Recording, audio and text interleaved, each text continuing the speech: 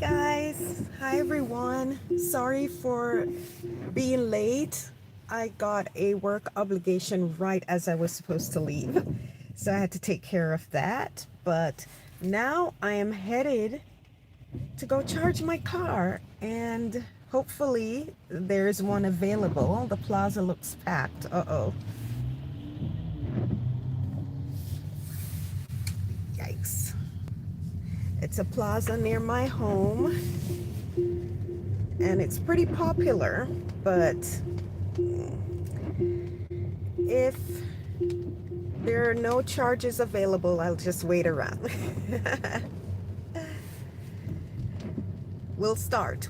I won't wait for a charger to start. So uh, let's see. Yep, they look like they're all occupied, but I don't see a lot of people waiting. Let's. Ah, there's one. Oh, okay.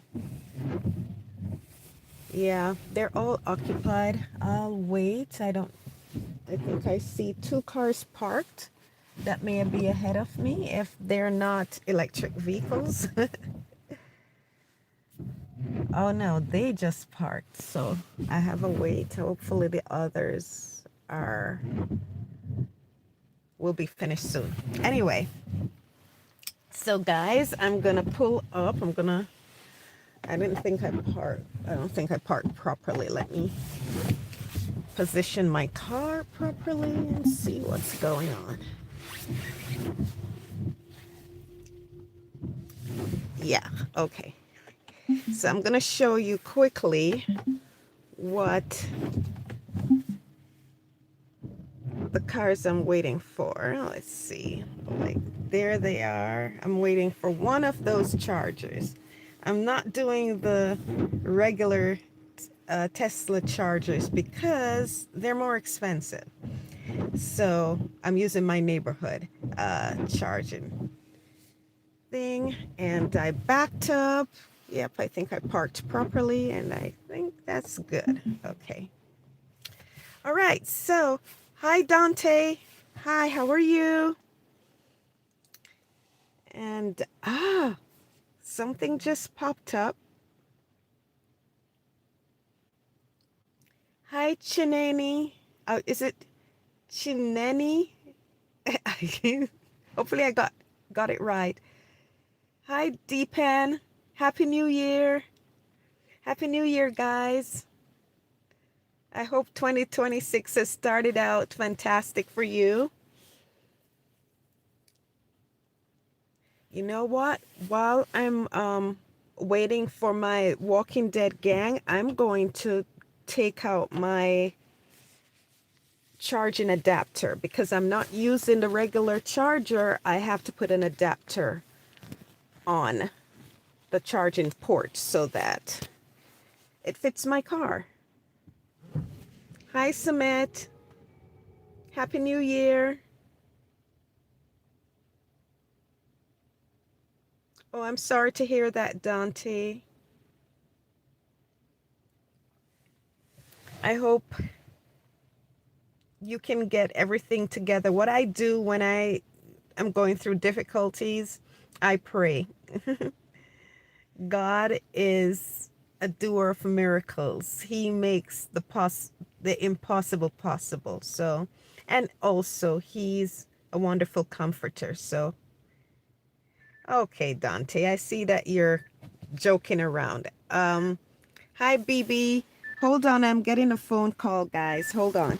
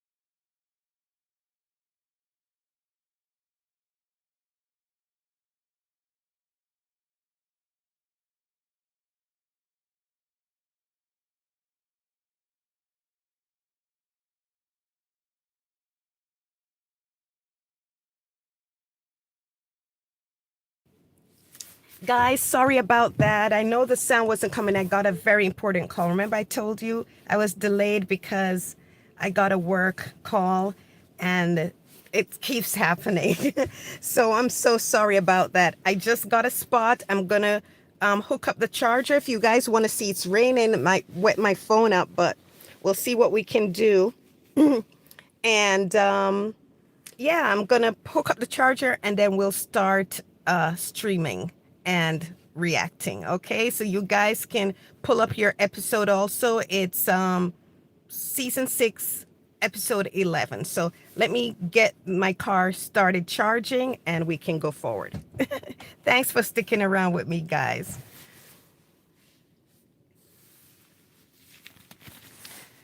So first I have to hold on. Hold on, there's a lot going on because it's raining.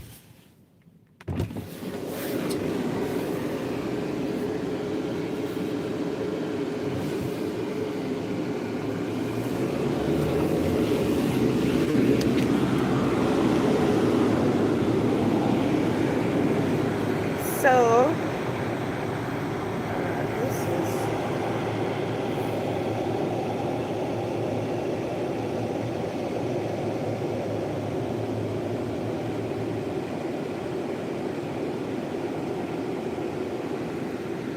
more flex.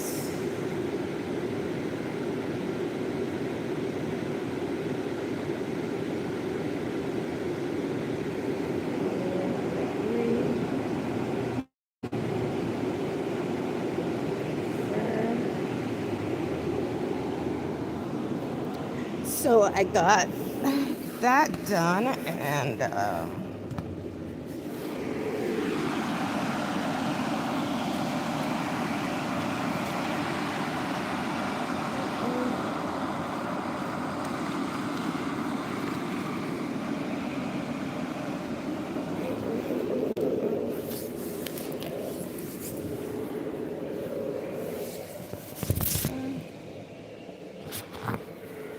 okay. Told me to plug in my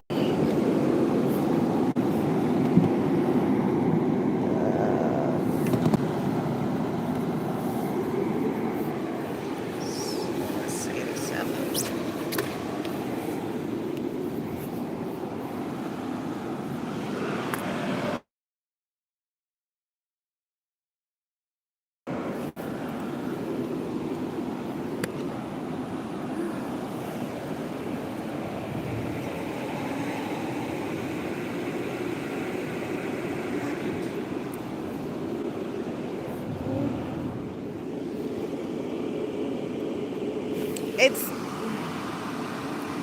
it stopped. Hi Cam J. I'm trying to plug in my car. It stopped. So I'm gonna try again. Hold on.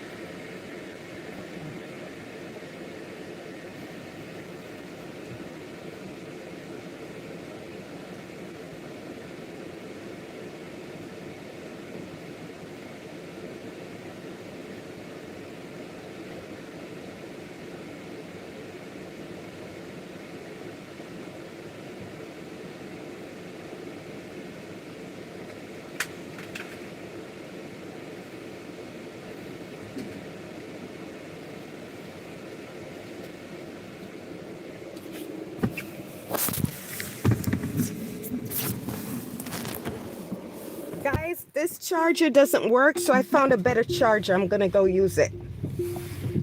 Uh-oh, no, I thought it was empty. Nope, still have to use the one I just tried to charge. Okay, I don't know what's going on. No, gaming, I'm not a nurse. Hold on, guys, trying to get my car started to charge. Hold on.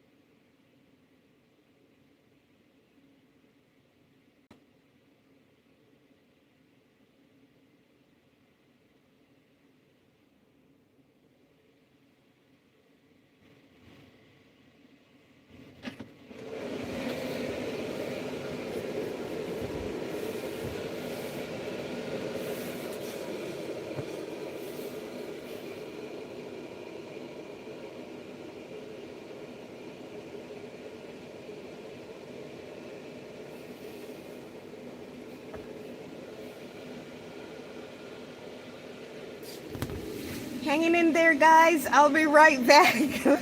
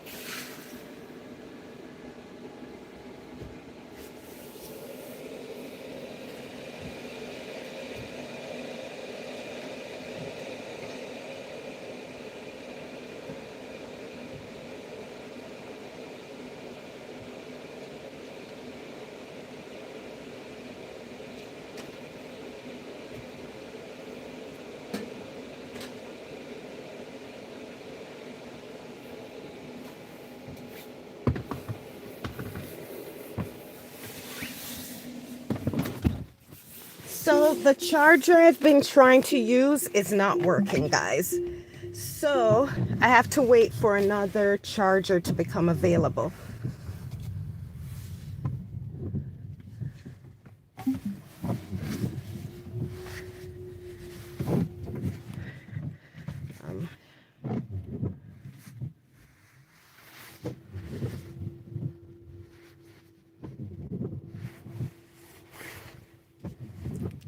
Okay, so the charger I was trying to use is this one that car, the Kia, just pulled into. I'm going to see if he's successful with it because I wasn't successful with it. So I'm waiting for one of these others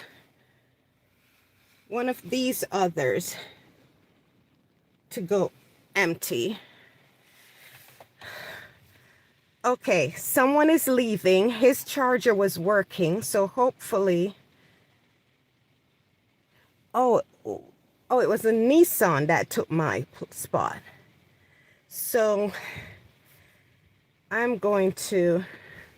It's raining, guys. Look. And my windshield wipers are not going, so I have to turn it on here, like, to allow me to see something. So let's see if his... Hi, Rashida. Thank you, Rashida. Sorry for the delay. Sorry for the delay, guys. I was ready to go and I got a call from work and I had to take it. And then when I got here and was getting ready to charge and start, you know, playing the stream, I got a call again from work. So I had to take it and mute it. Everyone's like, you're on mute. I'm like, I know. I told you I had to take the call. So, hi, Wave. Oh, wow. Happy New Year, Wave. Oh, evening. Are you still in New Year's Eve in Nigeria? Oh my gosh, come on, somebody become available. There's a lot of cars that just pulled up beside me. I hope they know that I go first. Yeah, it really isn't working. I'm gonna ask this guy if it worked for him. Did it work for you? Looks like it is. Oh. Yeah. Oh yeah, Did you try this side? No, I just tried that side. Yeah, you know what? This one I tried so many times. It doesn't work on the right one. So if you're gonna use this one, try the left. Also. The left also. Yeah, oh, it was a Yeah, left. just like I was just thinking, like what went wrong, and then I found that the right one doesn't Work. either. Oh. I tried this though. I didn't try that one. Okay. So I want to try the left also. Oh, okay. So that's why I should have tried that one. Yeah. Okay. Thank you.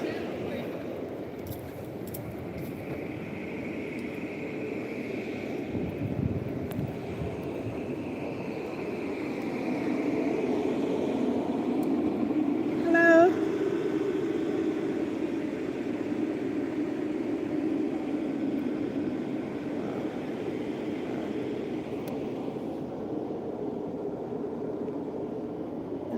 Hello.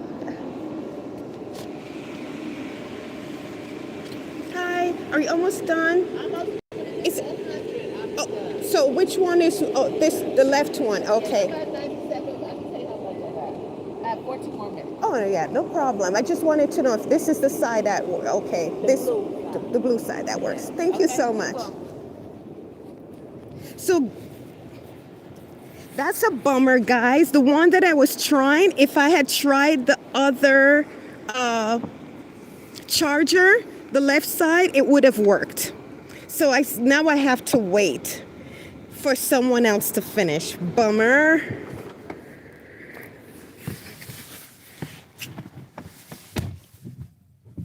Hi, Constant. Hi, Irene.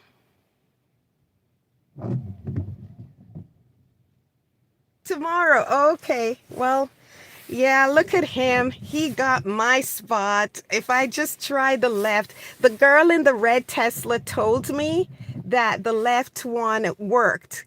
But she saw me trying to get the right side to work. Why didn't she tell me, pull her window down and said, do the left, do the left. And I would have been there. We could have been watching already.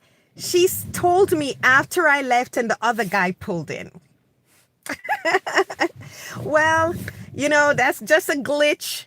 The glitch is still in 2025. It's not in 2026 yet. So hopefully 2026 starts properly. So I'm in Los Angeles, Wave. I'm in South LA,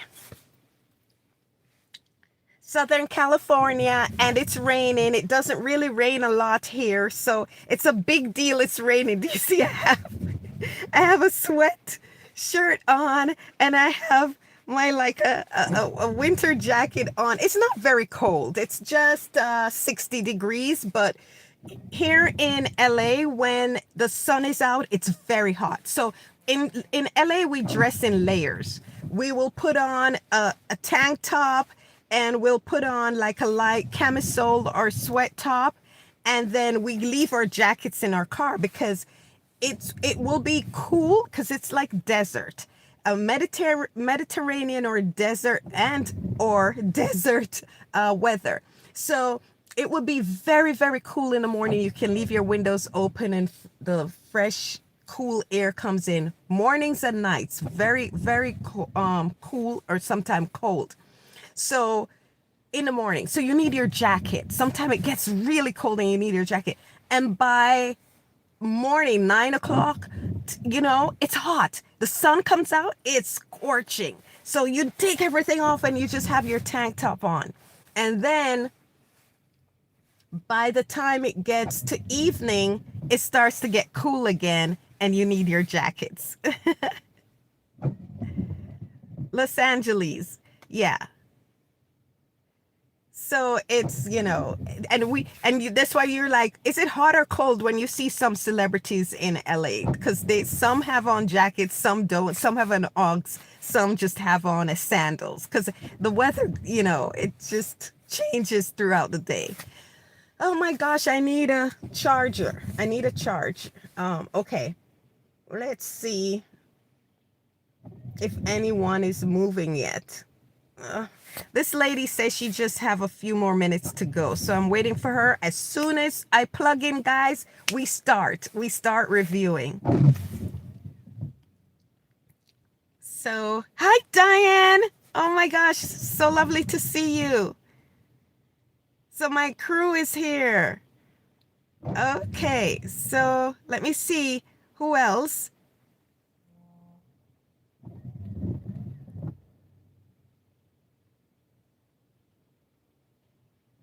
Hi, Irene. Hi, Asif.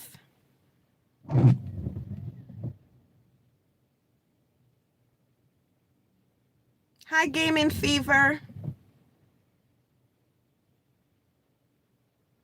Hi, Samet. Hi, Bibi. Happy New Year, guys. I hope it's going to be a great one for every one of you.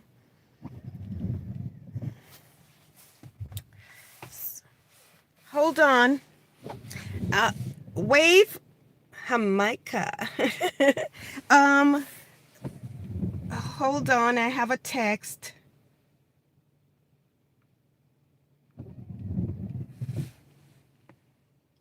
I have a text, guys. I'm still waiting for a charger. Give me a second.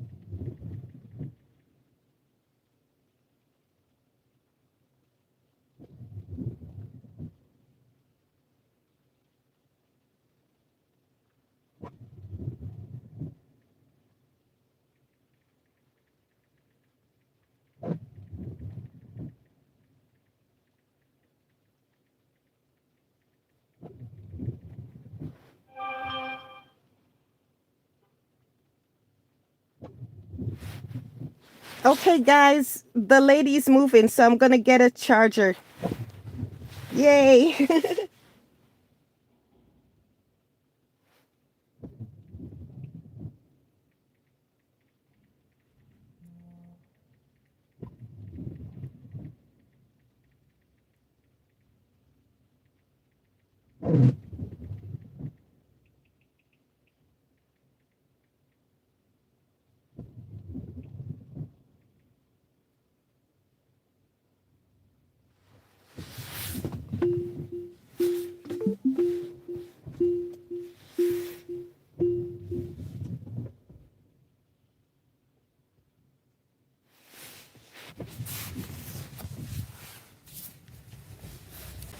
Okay, guys, so I am now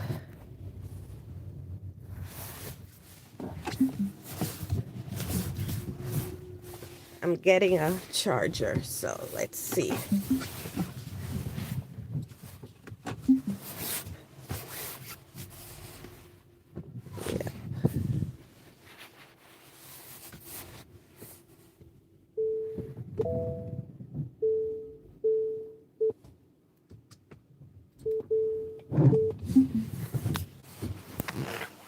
Okay, I'm gonna quickly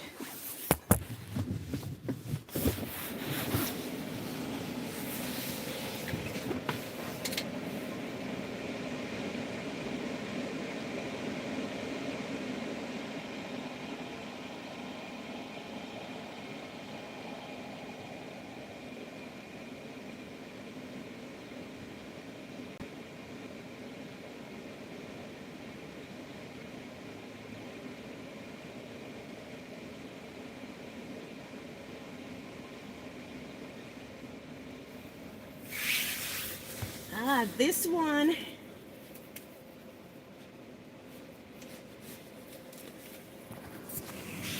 Well, this one will go faster than the last one, guys, because it's like 150.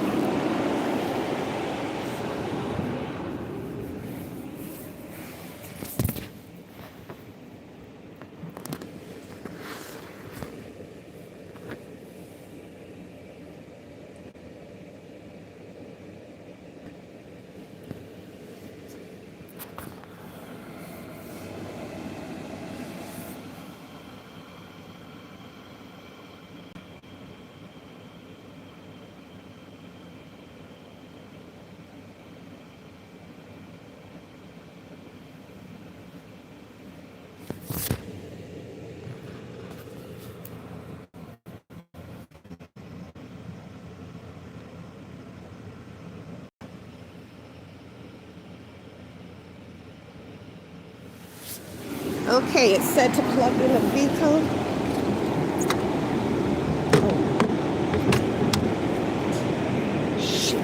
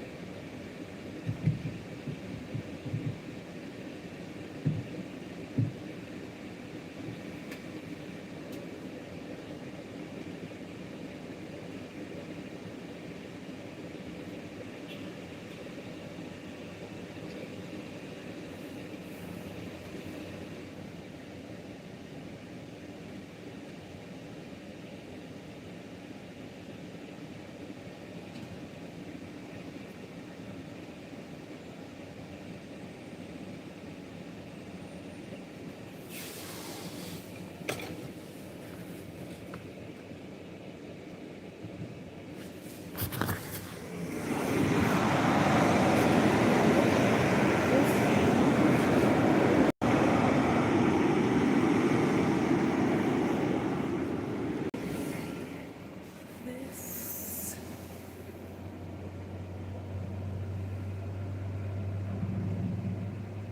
Hour.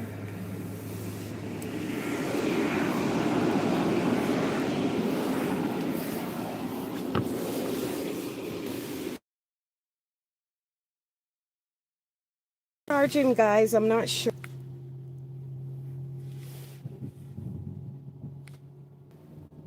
I think it's charging. Yes, it's charging. Yay, let's start. Okay, pull up The Walking Dead. Oh, I just pulled up something and I saw this, guys. Hold on.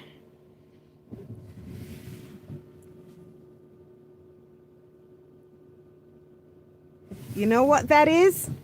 Guys, it says this young lady, she said she remembers this young lady said she remembered 2 months ago when she asked Denai Guerrera if she's ever coming back to The Walking Dead. And Denai was like, the show is over. That's what Denai said to her. The show is over. Remember I told you guys, and people are saying, yeah, remember that rumor from Daniel RPK? And I told you that's not true. People are saying he's just making stuff up. And you know that The Walking Dead season 12 is coming back, and I said nope, not from what Denai and Andy said.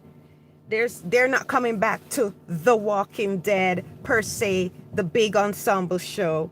The only possibility is a season 2 of The Ones Who Live, and We just have to wait to see if that comes about. But this fan met Denai, and Denai outright said to her, the show is over, when she asked if she's coming back to The Walking Dead. And then the fan said, she said, and I said, well, Daryl went after Rick in his spinoff. And Denai said, oh yeah, he has his show. So she said, so then I said, oh yeah, Daryl has his, Norman has his show. But she said, The Walking Dead is over. The main show is over. Same thing I keep telling you guys. Denai's not coming back to that show, the ensemble show. And Andrew Lincoln is not coming back. They told you, and the show is over. Let's see. And the fan said, I also said maybe a second season of The Ones Who Live. And she said, Denai changed the subject. Denai changed the subject. So there you go. She outrightly said the show is over on on The Walking Dead, that big ensemble show. So, but when she was asked about The Ones Who Live, she didn't say anything. And I told you, Denai and Andy are not coming back to the big ensemble, The Walking Dead show. That's not happening. Denai has too many things happening, going on for her, and too many things she wants to do. These actors want to move on. I think the only thing that Denai and Andy may do, that there's a possibility, is another season of The Ones Who Live. But for those banking on Andy coming back, Andrew Lincoln, to come back to boost their favorite characters in their shows, or to come back to make the Walking Dead again, that makes no sense.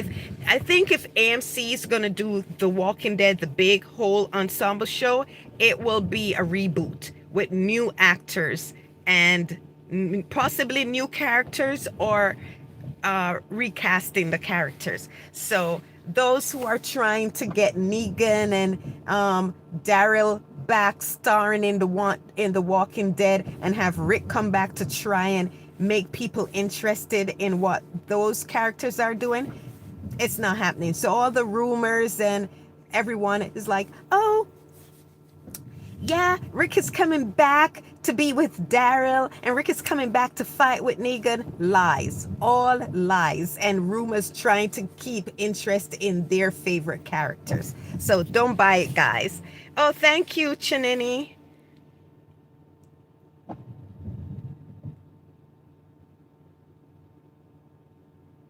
Okay, so let me pull up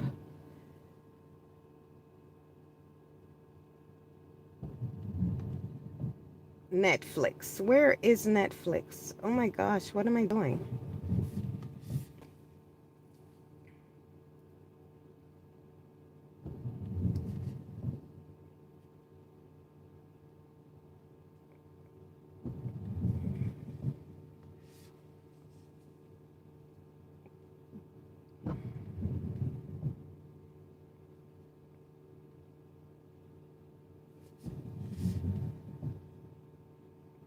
Where's my theater? This is so weird.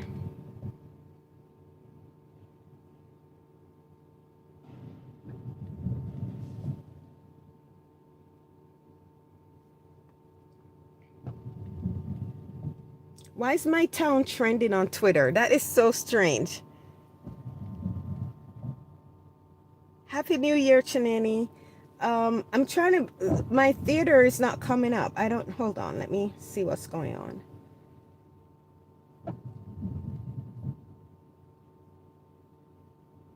Oh, that's my browser. What am I doing?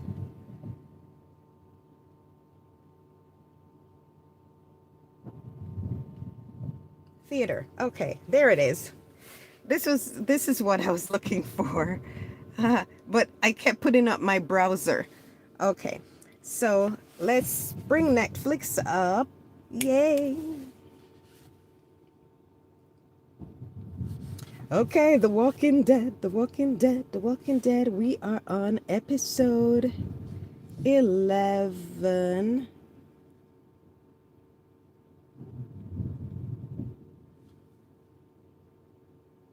Okay, that's episode 11. Okay. I'm gonna try and get comfortable, guys. I feel really hot in so many jackets. Hold on.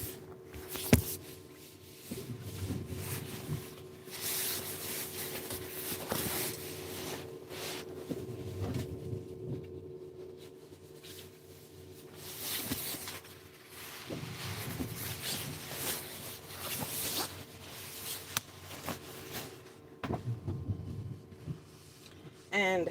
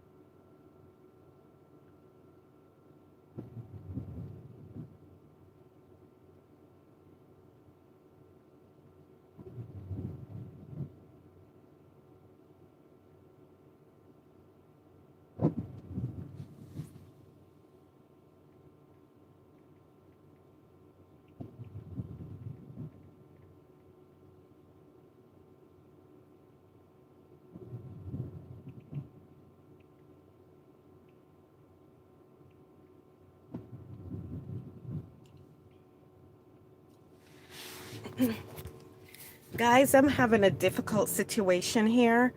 I have a please pray for me. I'm going through something. I'm getting a lot of texts having to do with a very delicate situation. It's what made me late this morning. And it's challenging, but it's doable. So pray for my frustrated nerves, please. um okay, it's I have it up. I'm just finishing up on the email. As I tell you, there's a situation that I'm being furiously texted about. I'm trying to deal with it while trying to do this live that I promised you guys, and I'm determined to get it done. Hold on.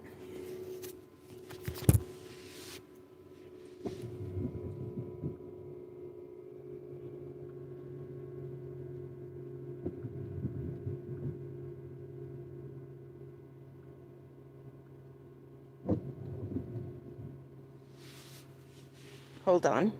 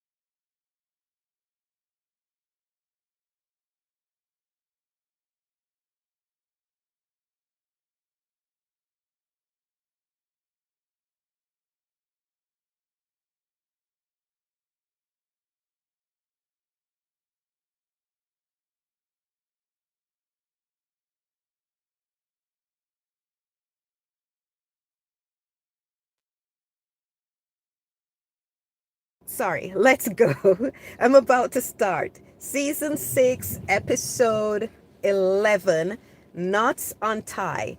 The synopsis says the group ponders whether to trust a new arrival who warns them about a formidable foe. While on while on a journey, they face a critical decision. Okay.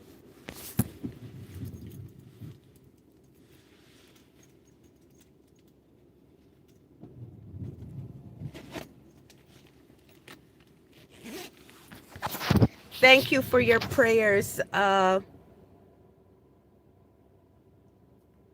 Thank you for your prayers, Rashida. Hi, Sherry. Rashida says, hi, Sherry. Where's Sherry? I don't see Sherry. Hi, Sherry. Hi, Marianne. Hi, Asif. Yeah, don't believe anyone who says The Walking Dead is coming back. It's not. The show is over, and Andrew Lincoln is not coming back, and Denai Guerrera is definitely not coming back. I know some of them would like that, some of those incel guys, but they wouldn't. And there's no Walking Dead without Andrew Lincoln, and he's not coming back. So too bad for them. Anyway, the director for episode 11 is Michael. Rashida. Hi, Sherry. So happy to have you here, love. Okay, let's start.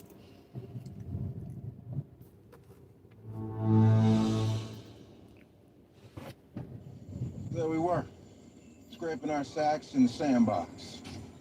Open targets in the dunes, all of us sweating and swearing.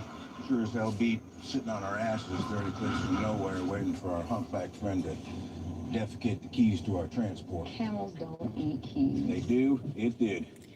And it shitted out. Abraham makes Sasha laugh. You're an idiot. Never denied it. Thank you, Cam J. I appreciate that so much. Still can't stop thinking about Maggie having a pup. In this. What about it? The way things go. The way they can. Yeah. Maybe that's why. Because the way things go.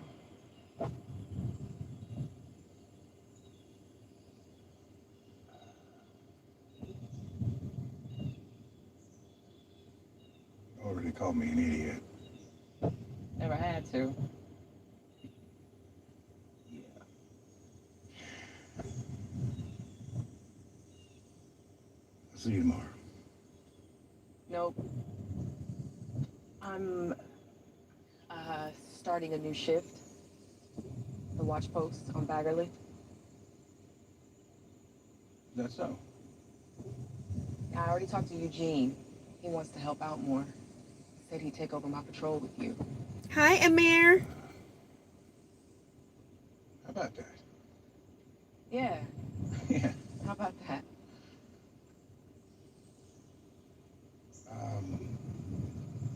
Abraham looks a bit old here. He looks too old for Sasha. He's too old for... What's her name? Rosita, too. Look how young Sasha looks.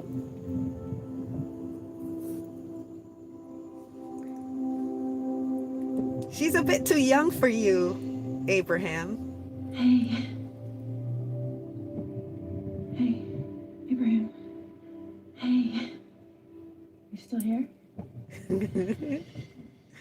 Only in the fictional world that this dude could draw such two gorgeous young women. That's gonna teach him how to sell strip automatics. He's funny, he's great, but still. And he's not a billionaire.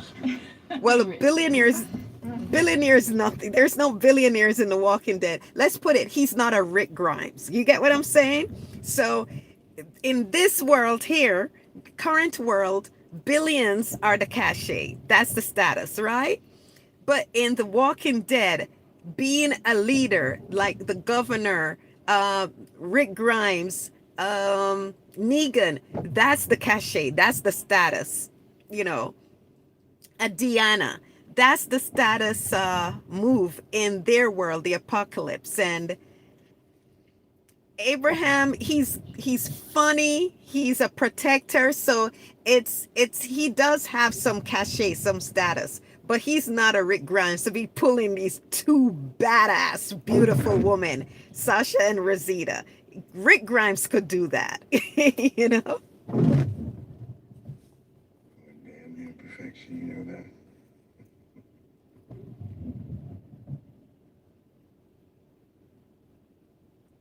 Show me. And she's so in love. Shower. In a minute.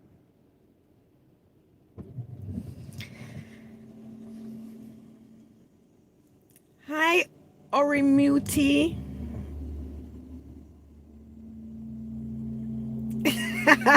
Rashida said, I guess fighting walkers and humans take a toll on your looks. He's not an ugly dude by far, but you know, he's getting up there in age and it's showing. We get the trellises and we can start going vertically. Double our yield of tomatoes per square foot. Right, Sherry? Not happening. You can only keep stretching our options so far. Because, you know, and yeah, good looks are a cachet in any world, but you know, in the apocalypse, not so much. So I can see, but as I said, you know, I guess being a protector, and he's so funny, you know, but yeah, just they're such, Sasha and Rosita are such badasses, and they're gorgeous, you know. It's like, wow. But you know, I could see them wanting a Rick Grimes, and but the Rick, you know, just like in our current world, the catches, not for me, not for me, because it would be, he would have to be, you know, the billions are not, those can, billions can come and go. You get what I'm saying? The character stays forever. So not for me, but in this world system, it's a cachet, you know, the billions. But just like it's rare in this world, and not every woman or every gorgeous, you know, and wonderful woman can get a billionaire. In the apocalypse, not every gorgeous badass woman can get a Rick Grimes, right? It takes someone really special, and they don't come any more special than Michonne, right? Yeah, so Rick Grimes got the best woman. See, Norman Reedus knew he wanted Michonne for Daryl, but it would take a very special guy. Daryl is special. Daryl is awesome, but it would take a Rick Grimes to get a woman like a Michonne. So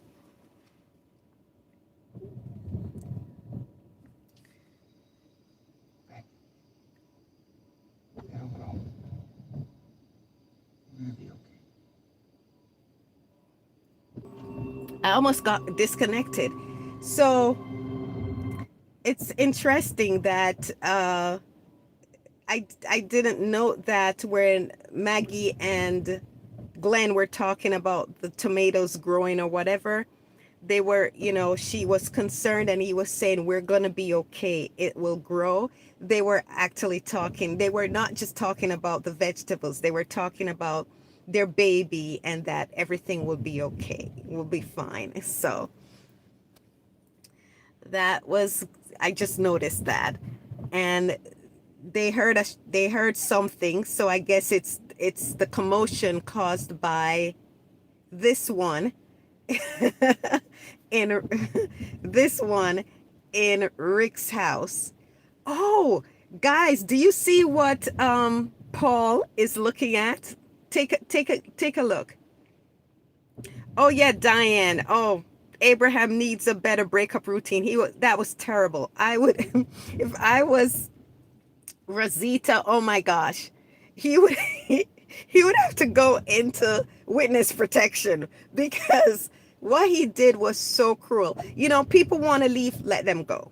You know what? No, I wouldn't even, flip out. I wouldn't crash out. Someone wants to go, let them go, because you only want people who wants to be with you, who wants to be in your life. Forcing someone to be with you when they do not want to be is detrimental to you. And that's what a lot of people don't realize. You want people who will, whether it's a romantic relationship, whether it's friendship, whether it's even uh, blood ties, and professional, whatever it is, any form of relationship. If they want to be with you, then and they want a relationship with you, make sure that one, there are boundaries and there's respect, and you whoever displays disrespect and disregards your boundaries, you move along. That person is not the person to be in your life. We create stressors and bad situations when we hold on to things that are not for us or people do not want. It's a large world. It's a huge world. And there are over 8 billion people. A couple doesn't want, bye.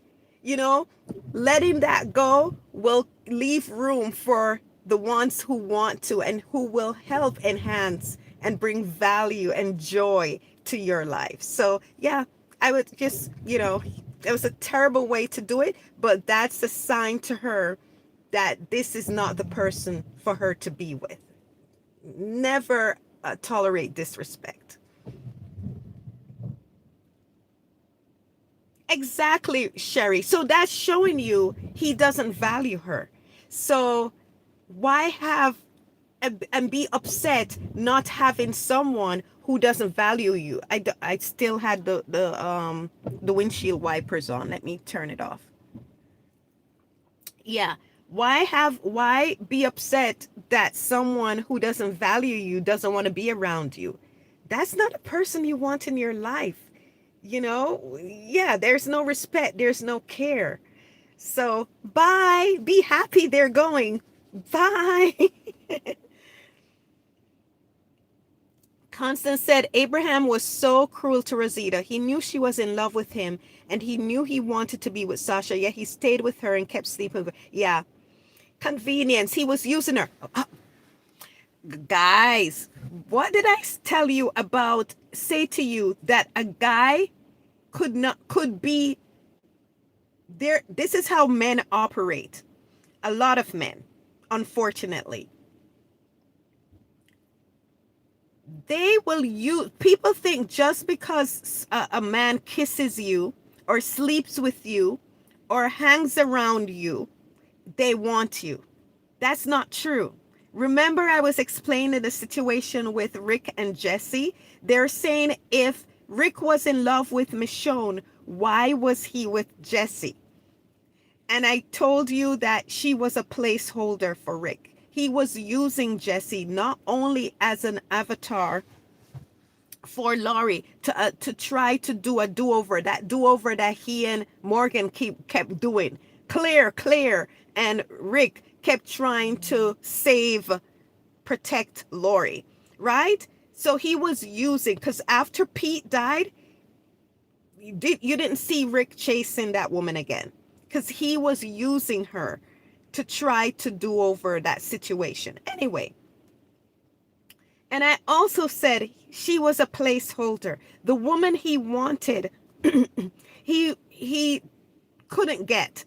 And when I say couldn't get, he could get her in his life, but he couldn't get her the way he wanted her romantically, because he thought that she didn't want him romantically. So he was holding on to her in the only way he could, and still hoping and looking for an opportunity, because so he couldn't get her in that way. And the other woman, Jessie, was making it clear, would I be the only one you do it for? Could you tell me there's more? Tell me there's more. She kept coming. He knew he knew she wanted him. She kept letting him know she's available, right? He can't get the woman he wants. He tried again. He tried before and he thought she rejected him. He tried again in the room when he told her, you have control over me. You have influence over me. I will do anything for you, Michonne. Right? He gave her an opening and she didn't, like, obvious. She didn't take it. He didn't have to give Jessie an opening. She was throwing herself at him. He gave Michonne an opening. He has to be careful. He's testing the water. I was in love with my son's best friend and didn't know what to do. He didn't want Michonne to get leave, awkward, scared. Not scared, but skitterish. He didn't want Michonne to pull back, to pull away and leave, because of unrequited feelings that he towards her from him. So he has to be very careful. I did not know what to do. I was in love with my son's best friend. I did not know what to do. So he made another overture. Very, it could be interpreted any different ways to her, but he made it known. He looked at her with adoration and love and told her she has all the control over him. She has all the influence over him. And she still didn't get it. She's still talking about the Alexandria situation. So, placeholders. Rosita was a placeholder for Abraham. He wanted another woman. Yet, he didn't let her go. He didn't tell her and move, whatever. So why is he with Rosita if he's in love with Sasha? Why is Rick with Jesse if he's in love with Michonne? Because men do that. Right? They will use you. They will use a woman until they can get what they truly want. They have because men they compartmentalize a lot. They will have sex with someone. They will kiss someone when they're not in love, or not even, they don't even have to want them physically, sexually, but they're not turning down someone, kissing them or having sex with them, or want them to kiss them or have sex with them.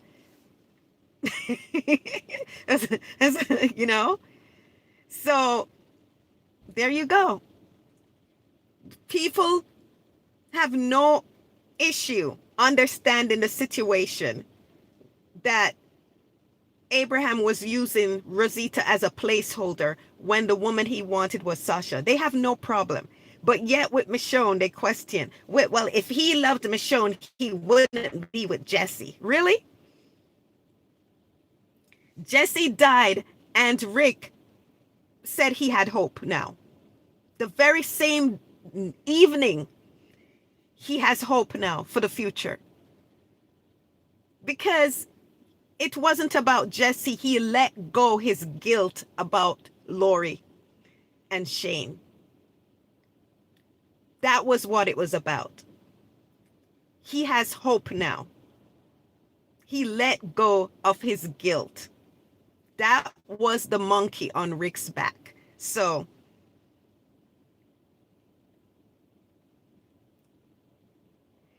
Rashida said Abraham did the same thing in the comics to Rosita. Rosita to Abraham was just a bed warmer. Daryl and Connie need to reconnect again. Constance says show as well. What do you mean, Constant?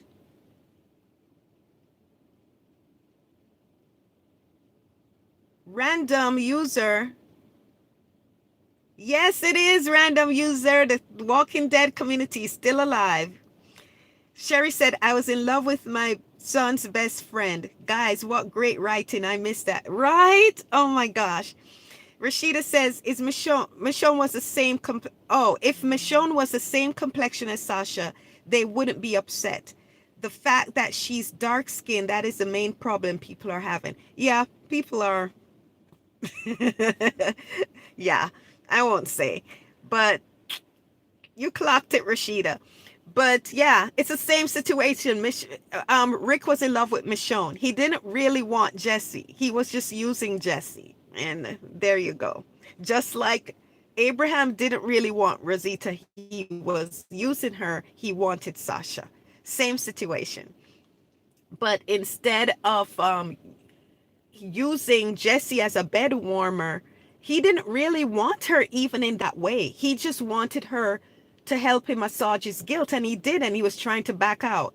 He was trying to back out. And did you guys see that reciprocation video I put on Patreon?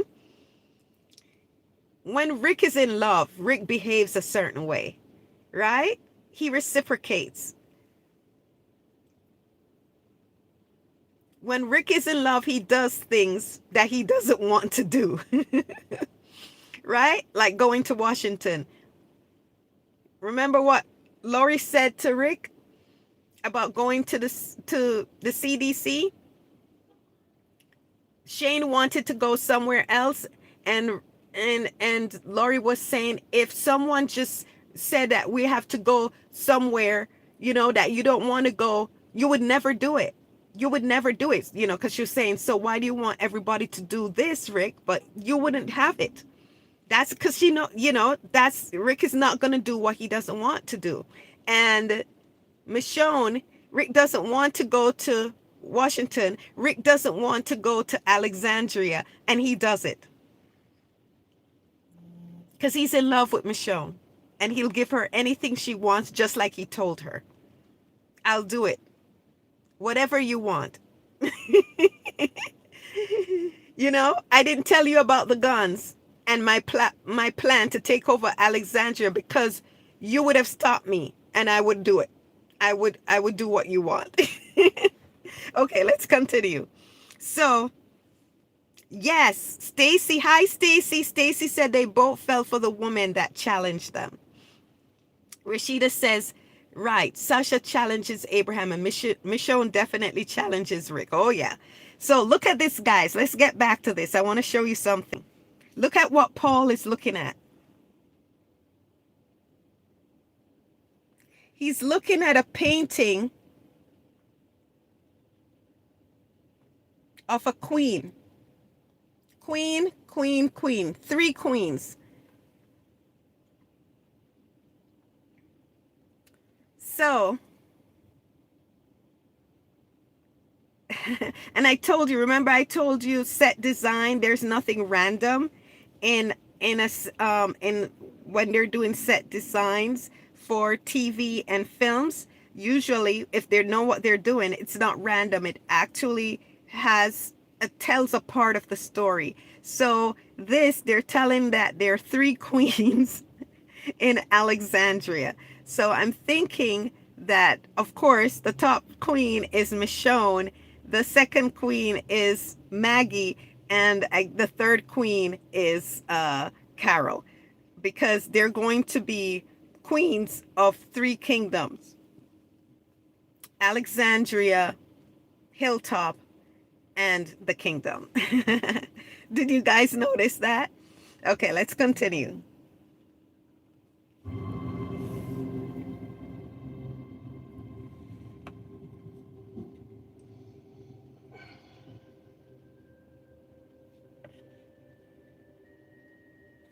What the hell were you doing in our house? I'm sitting on the steps, looking at this painting, waiting for your mom and dad to get dressed. Hi. I'm G. Waiting for your mom and dad to get dressed. That was so coded, right, guys? Waiting for your mom and dad to get dressed. You know, they've been a family. They've been a family since season 4, the beginning of season 4,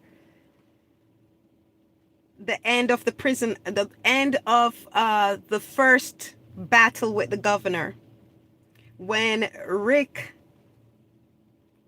told Michonne, when Michonne thanked Rick for taking her in, and Rick said, "Oh, it's because you had the formula, the baby's formula." And Michonne said, "You could have taken the formula." And Rick said, "Well, it must have been something else." Right? And Andrew Lincoln said that's the beginning of Rick falling for Michonne. We knew that they were attracted to each other from the fence.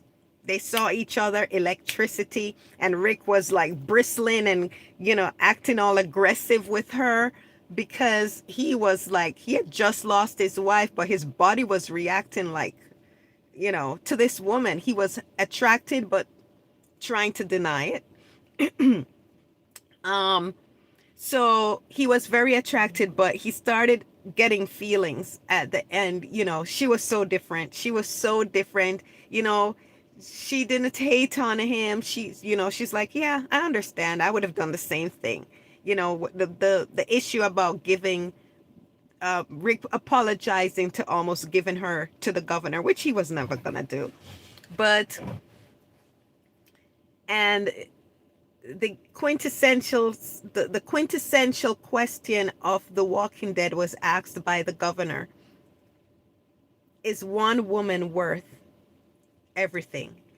And it turns out the rest of The Walking Dead told us the tale between Rick and Michonne, the love story of this show, told us, yes, one woman is worth everything.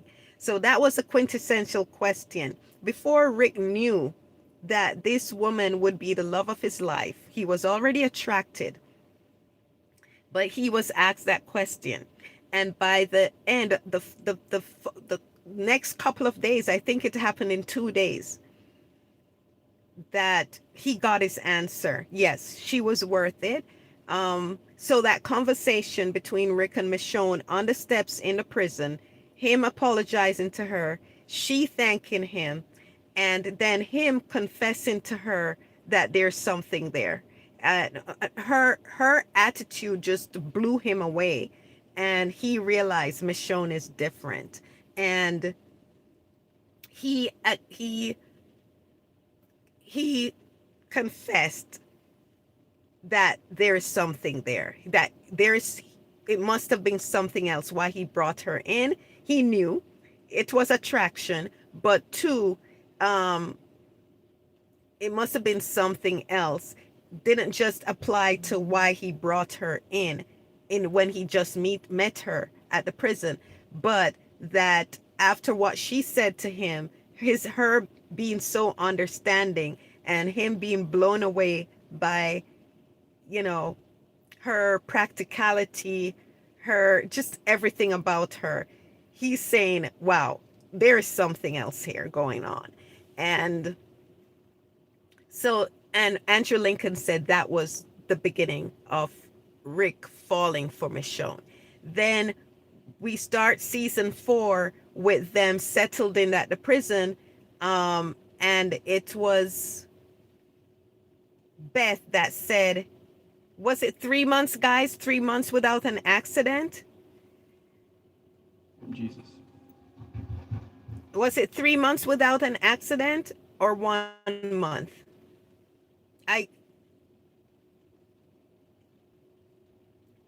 Does anyone know what it's the title of the episode? 3 months. Okay. So 3 months after that conversation, 30 days. 30 days. Thank you, Diane. Hi, Mohammed. 30 days without an accident. So 1 month after the war, they got rid of the governor. They thought they got rid of the governor, and 30 days, 1 month after that conversation with between Rick and Michonne. Rick was not only is he told Michonne there's something there between us. By by the time we saw them again at the prison 1 month later, 30 days without an accident, 1 month later, Rick was deeply in love with Michonne. He had fallen deeply in love with her. And that's when we saw him try to ask to spend time with her, to help her. And she turned him down, and he thought she rejected him. The disappointment. And then we saw when she kept going out to look for the governor, and Rick being upset that she just came back. He and Carl ran to her, ran to greet her, like ran. It's like they were running to be in her arms. And she said she was Daryl. She told Daryl she was going back out. Rick was very upset, and Daryl looked at Rick and then tried to convince Michonne to stay, and she, he talked to her, and she's like, yeah, I'm gonna go. And he like patted Rick to say, hang in there, guy, hang in there. So 30 days. So we knew then that Rick was in love with Michonne, and Andrew Lincoln corroborated it in one of his interviews in the actual panel for the premiere of The Ones Who Live in New York. He said Rick fell in love. Rick knew he loved Michonne at the prison at the end of that episode when they were walking down the stairs at the prison after they ran off the governor, and Michonne had thanked him for taking her in, and he had apologized for almost giving her away. So we have our answers there. We have our timelines. I don't know why I got on this tangent. Oh, the tangent was that they were already a family. So Jesus saying your mom and dad, I'm waiting for your mom and dad. They were a family. They were already living platonically. And now the only thing that has happened is that in this episode, in season 10's episode, is that they consummated what's already been there. They just consummated. They were already a family. I told you, Michonne is living with Rick, and so I was like, what did Jesse think was going to happen? Rick was not going to have Michonne leave. And so she was like acting like Michonne was invisible. They were a literal family, right? So all they did was consummate what was already happening. He literally just took his bride to his bedroom. So Rick, Paul Rovia just said, I'm waiting for your mom and dad. Sherry said, in The Ones Who Live, Rick told Michonne, you don't have to ever thank me. When Rick rescued her from the chandelier. Yeah, this man is hopelessly in love with Michonne. Yeah, he's saying, you don't have to thank me for ever helping you, because I love you. That's what I'll do. There's no, oh, thank you. No. So, yeah. Okay, let's continue this.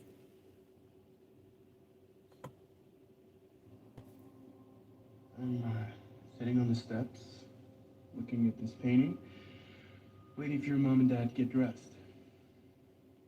Hi, I'm Jesus. Carl. Hey,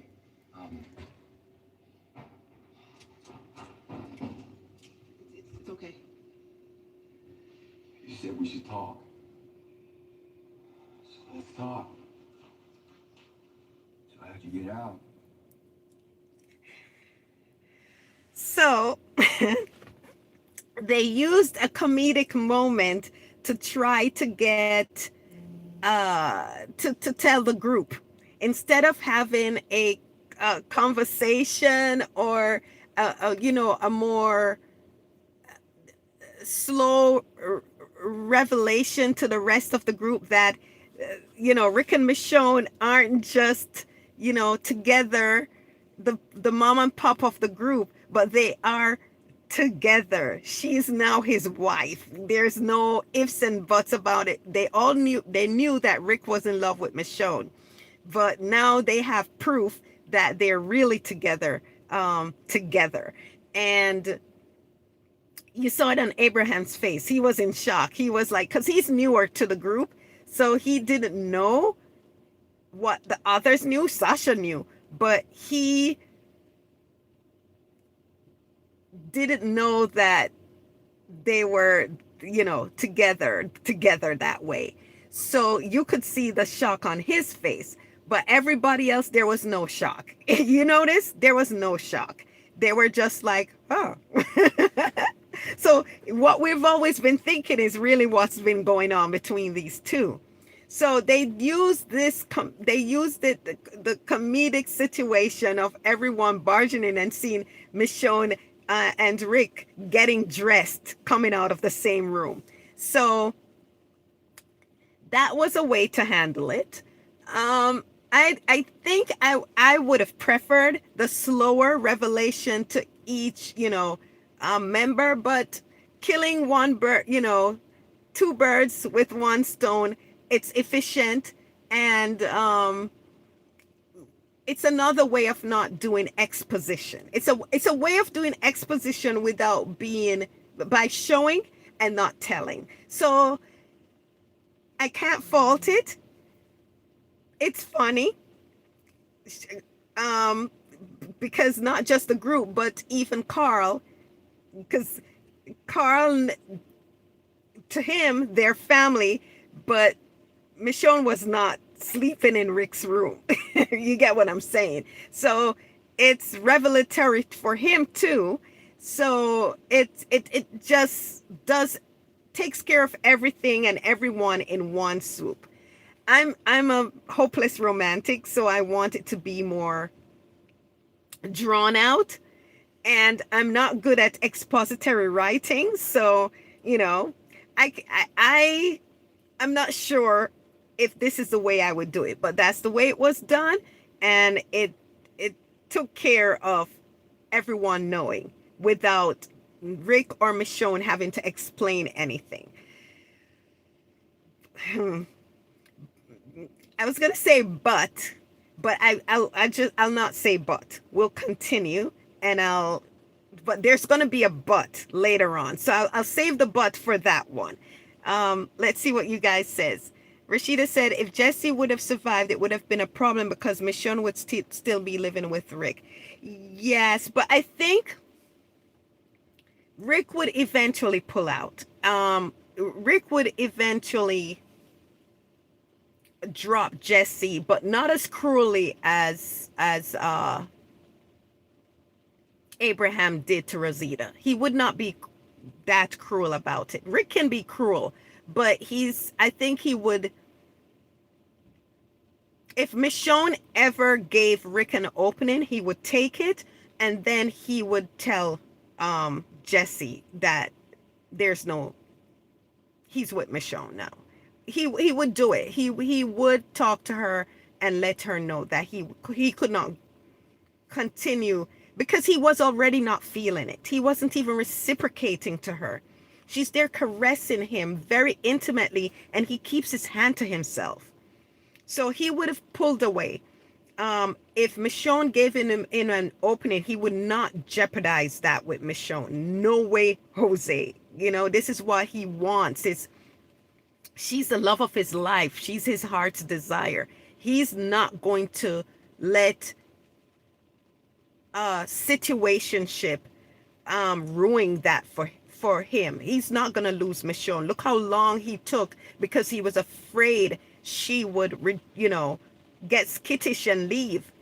Look how long he stayed platonic and tried to hold back his feelings because he didn't want to scare her.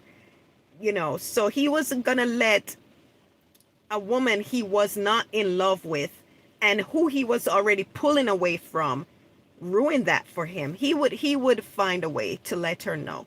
He found a way to let Lori know he didn't want to be with her. He didn't want to continue to be with her in that way, a husband. He did it, and he did it. He was cold in the beginning because Rick can be very cold. He is very cold. So he was cold to her, but he wasn't cruel to her. So he would have let her know. Just he loved Lori. He cared. He wasn't in love with Lori um by the time they were at the prison, but he loved her. He cared about her. He loved her. So he would not be cruel to her. But even loving her, look how he still pulled away from her. And this was his wife. You know, this was the woman he was married to, had a child he loved more than life itself with, you know?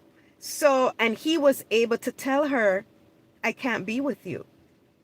So that conversation at the fence at the prison, when she said, like she wanted to talk with them, to him about them, and, his response made it clear there's no them. And she was like, oh, well, what are we going to do? There's no divorce lawyers. There's no assets to split. She tried to laugh it off, and he just, yeah.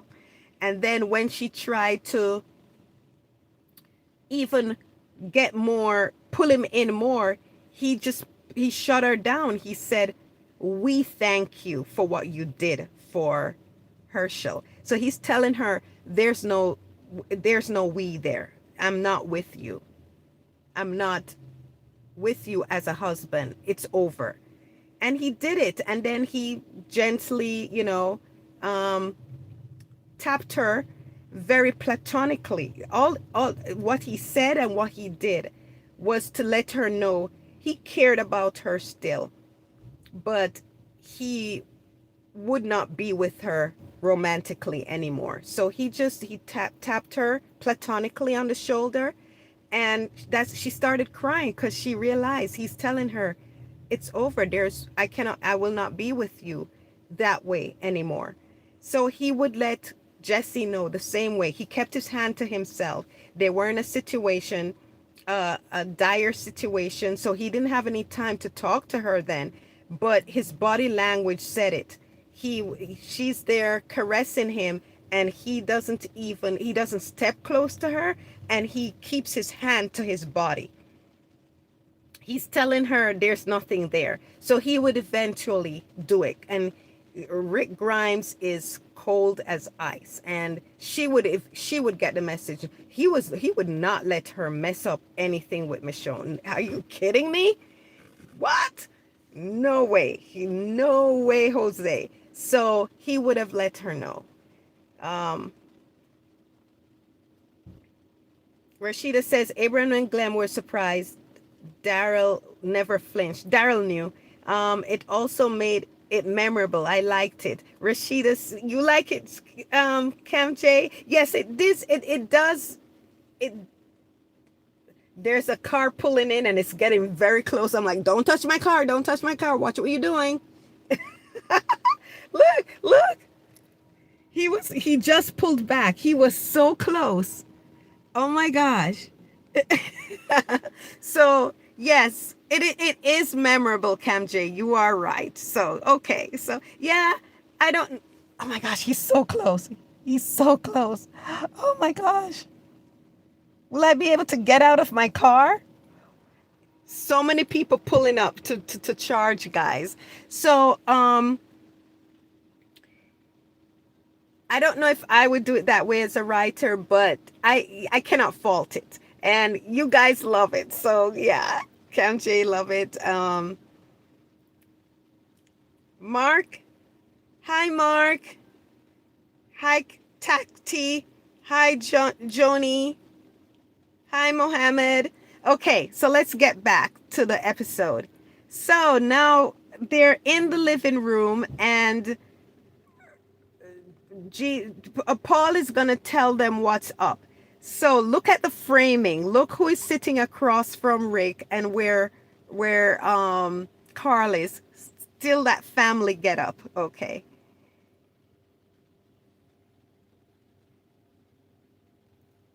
One guard can't cover two exits or third floor windows. Knots untie and locks get picked. Entry comes from order, right? Right. You saw that? The look between Michonne and Carl. Look again. Michonne I is checked out your arsenal. Michonne is feeling cute, right? Michonne is feeling a little bit embarrassed, and Carl is like, oh my gosh, you know. And she looked away. She's so shy around Carl now because the dynamics have changed. They're a family. They're always been a family, but now she's mom. You know, she's now his stepmom. You know, so because to Rick, oh, guys, for Rick, they're married now. They're married. They were already married. They were already a family in Rick's eyes, but this is his wife now. This is his. He is consummated. He is consummated his marriage in his mind with Michonne. That's it. It's over for Rick. That's it. That's his wife. It's settled. You know, I don't know if it's settled in Michonne's mind, but for Rick, it's settled. She is his wife. She is now Carl's stepmother. And there's no ifs, ands, or buts about it. There's no, what are we to each other? We boyfriend and girlfriend. That's not Rick. Rick doesn't see Michonne as his girlfriend. Never. Once he asked her in that kitchen in episode Clear, when the prison had fallen and Michonne found them, and when Rick asked Michonne to help him raise Carl, they were a family in Rick's eyes. Now that they've consummated the relationship, Michonne isn't Rick. Michonne could want to leave. Rick is not letting her go. They are married. They are not just a family, but Michonne is his wife. In Rick's eyes, Michonne is his wife. So, and Paul, the dialogue from Paul just solidified that. I'm waiting for your mom and dad. So Michonne is feeling cute. Rick is not phased because this is nothing. This is what Rick has always wanted, and nothing has changed in Rick's eyes. It's the only thing is he's consummated his wedding to Michonne. They're finally consummated, and what's already been happening. Yeah, she's his wife. In Rick's eyes, she's his wife. So Angela can't keep writing dialogues about girlfriend and boyfriend. No. In Rick's eyes, she is his wife. And that's how every time we get into Rick's mind, we're shown what Rick is thinking. Rick is either dreaming of a wedding reception, or he's calling. When he refers to Michonne, he refers to Michonne not as his girlfriend, not as his woman, but as his wife. Yes, Cam J say Carl has a smirk like, hey, mom. Sherry says, yes, most definitely. She is his wife. Hi, Ty. Okay. Let's talk. So how'd you get out? One guard can cover 2 exits or third floor windows. Knots untie and locks get picked. Entry comes from order, right? Right. I checked out your arsenal. I haven't seen anything like that in a long time. Knots untie and locks get picked. Entry comes. So how'd you get out? One guard can cover 2 exits or third floor windows. Knots untie and locks get picked. Entry comes from order, right? Right. I checked out your arsenal. Haven't seen anything like that in a long time. You're well equipped, but your provisions are low. Very low for the amount of people you have. 54? More than that. Well, I appreciate the cooking. My compliments to the chef. Is she in here? Look, we got off to a bad start. We're on the same side. You and Rick had every reason to leave me out there. You didn't.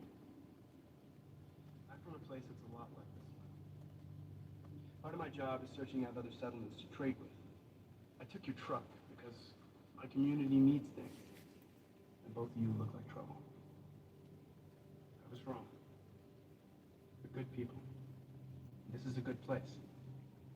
I think our communities may be in a position to help each other. Do you have food? Okay, guys, my car just finished. I'm going to unplug and move, and then we continue our streaming. Hold on.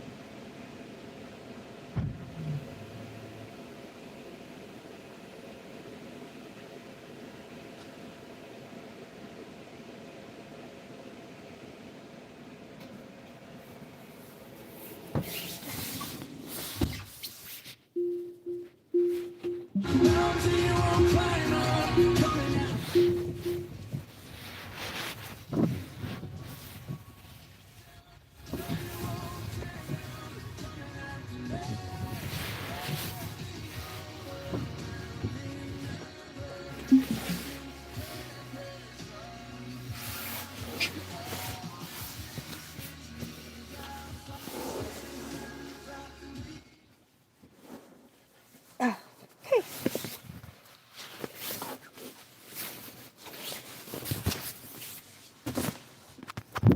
It's pouring, guys. I had to put my other jacket on to just go outside to unplug my car. Okay, so I'm back. Let's continue.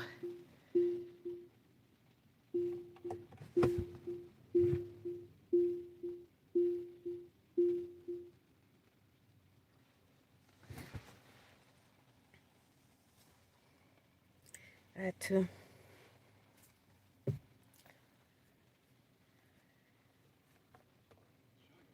we take a car, I can take you back home in a day. And you can all see for yourselves who we are and what we have to offer. Wait, you're looking for more settlements. You mean you're already trading with other groups? Your world's about to get a whole lot bigger.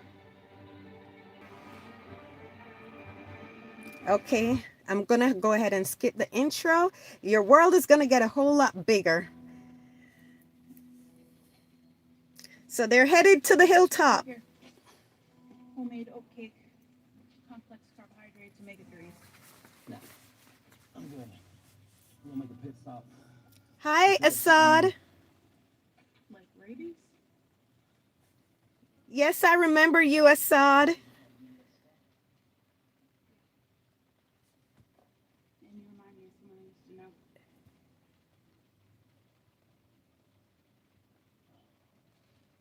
Tastes better than it looks. It looks like shit. Rashida says, in the ones who live, there's this one commentator who didn't understand Rick's dream at all. I had to break it down to him to let him know his name is Jerry's take very immature man. He's telling the truth. Ooh. The start of everything.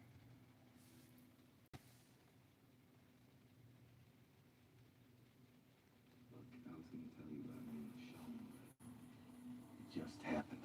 It just happened last night.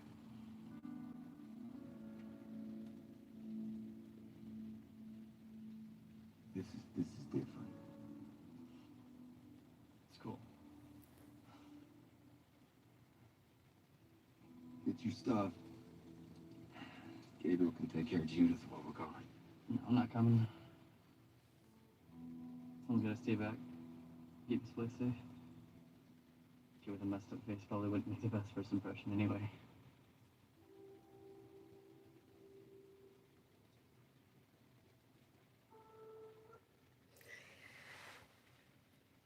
So several things here. Yeah, the conversation between Rick and Carl about Michonne. I think there needed to be more. I was dissatisfied with this. Yet it's good. There are pros and cons to how they did it. The pro is that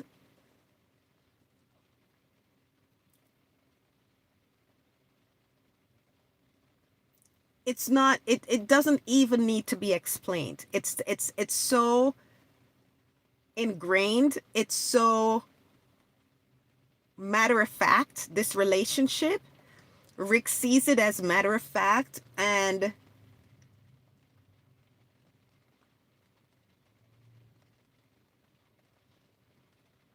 there's nothing to be explained. It just is. We are together. We've always been together. We're just now consummated it last night. And that's it. There's nothing else to be explained. So that's one thing. That's the pro. The con is that we just came off of an arc which they tried to confuse the audience. They knew that a lot of the audience was just taking it on the surface level, and they also knew the racial connotations, and they just decided to just sweep that aside and not try to be more in depth and show and tell the audience more from Rick's perspective. From Rick's perspective, for those who are watching, who are media literate and can interpret and analyze what they're given on a more deeper level, on a more, intelligent level, we get it. This is a fait accompli for Rick. This he's always felt this way for Michonne. No difference. It's consummated. And as he said to Carl, this is different. It's what was before. If it's different, that means if it's different from what's happened before, that means what happened before was nothing. Because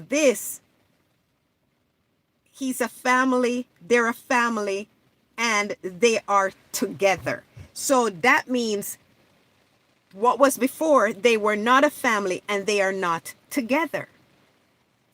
That's what different means. But again, you have an audience who a lot of them are not media literate. A lot of them, unfortunately, are dumb, and they have to have things spelled out for them. Just like how the ones who live spelled it out. Andrew and Danai, all the things that they used to say about Michonne and about Rick and Michonne's relationship, Andy and Danai put that to bed by just having the characters say it simply and clearly. Rick, Michonne is the love of my life. I was in love with my son's best friend, and I did not know what to do. They made it plain and simple.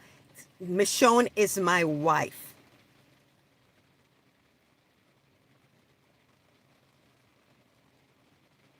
You get what I'm saying? For Judith, for Michonne, Judith is my daughter. She is us, Rick. You get what I'm saying? So here they just had Rick say it's different. For those of us who understand and have interpreted Rick and Michonne's action correctly from the get-go and what's throughout the arc and even after the arc, we get it. But the majority of the audience are not watching on that level. And a lot of, they need simple tells. And to me, that dialogue with Rick and Carl is sufficient for who Carl and Rick and how Rick sees the dynamic with him, Michonne and Carl. It's sufficient, but it's not sufficient for an unsophisticated audience who the majority of the Walking Dead fans are on, an unsophisticated audience.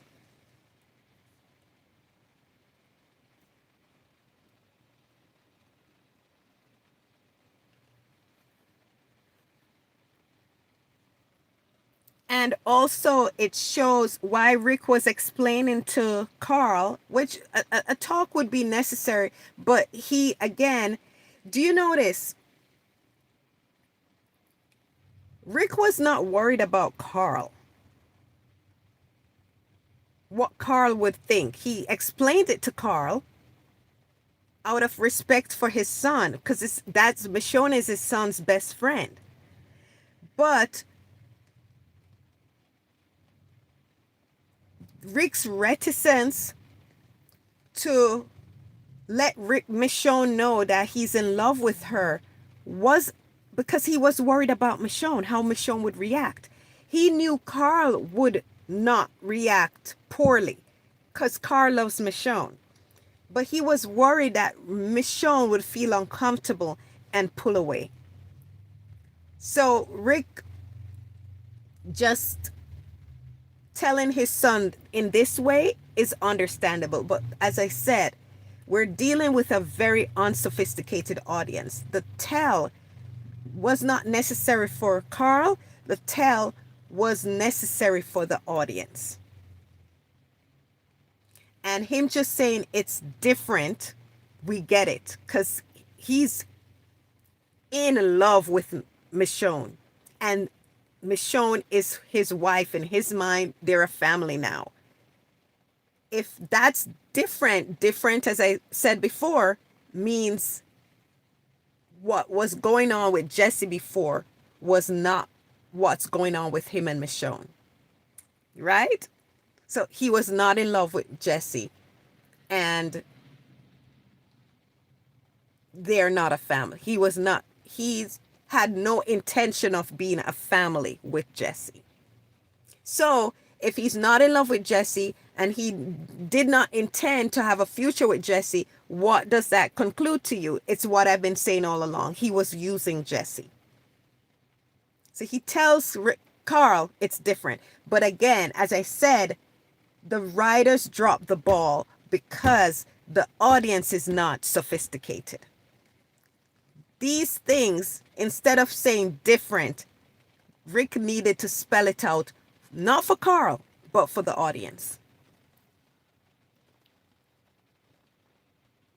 Hi, Gilly. Thank you.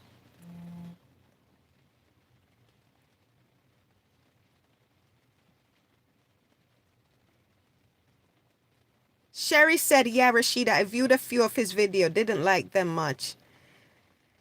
Rashida said, you can tell he read the comics back in middle school. Sorry. Rashida says, he was only concerned about the CRM. Rick and Michonne, when Andy Denai and Scott Gimple went on tour, they said it was about Rick and Michonne. Rashida says, Jerry's takes too. Often when I go in his comments, I have to correct him. Well, that's it's what I've been saying. The audience is not a sophisticated audience. The audience for The Walking Dead is not a sophisticated audience. It's not people that are watching Severance and Chernobyl and Succession. People who are media literate and can understand actions, dialogue, analyze it correctly. That's not the Walking Dead audience. And these writers are trying to write sophisticated, um, where, well, he did this, so they should understand. He said that, so they should understand. No, you have to spell it out in the simplest. Even when you spell it out in the simplest terms, they don't get it. They said a lot of the majority of our society reads here in our country reads on a fourth grade level. Well, we can see the results, in our electorate. They're very, very uninformed. They gladly imbibe misinformation. They don't use critical thinking. So the majority of viewers do not view and do not have critical thinking skills. So you have to dumb down the writing, and it makes it hard to watch a show. And it's a lot of, that's one of the things with The Walking Dead. The critics, especially past season 5, the critics saw the show and the writing as really dumb. And yet here it needed to be dumbed down even more. That's how um little critical thinking skills the audience has. And the Walking Dead audience, as we see in some of the videos made by some of these guys, it's the simplest thing goes right over their heads. So, and it hurt The Walking Dead. The writing, the critics, and intelligent viewers like yourself I got frustrated with it, and get frustrated with it and dismiss it because the writing started to become so, and was, so elementary. And yet some people don't get it. That's why I said you have to get as simple and simple and simple and base as possible for this fandom. So that dialogue with Rick and Carl was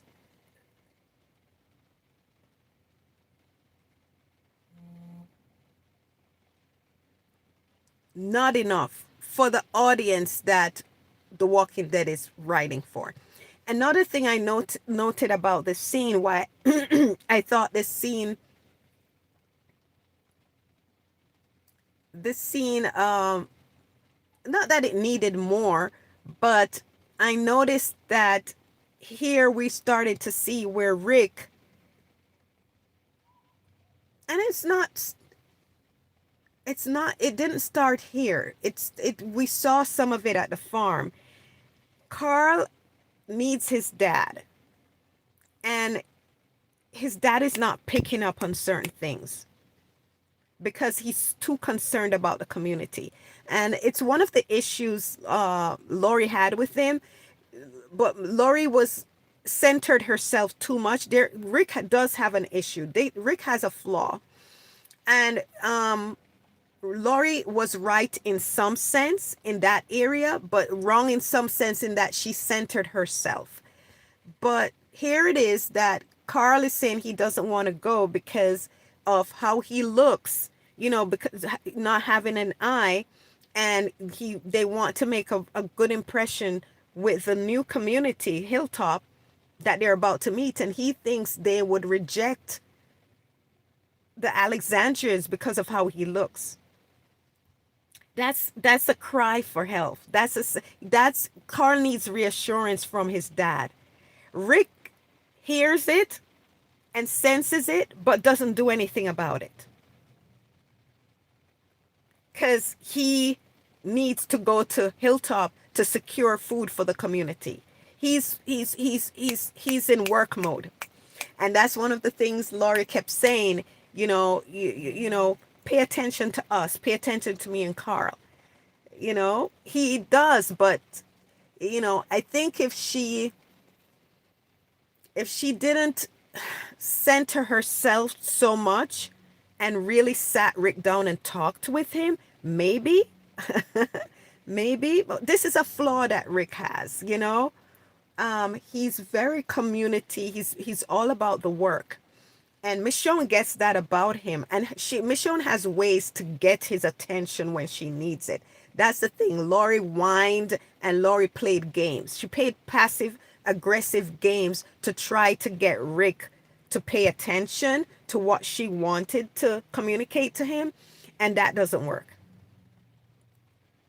But Michonne doesn't play games. Michonne isn't passive aggressive with him. She reaches out to him. If he's not reciprocating or answering, she gives it, but when she really needs him to listen to her, she takes the reins.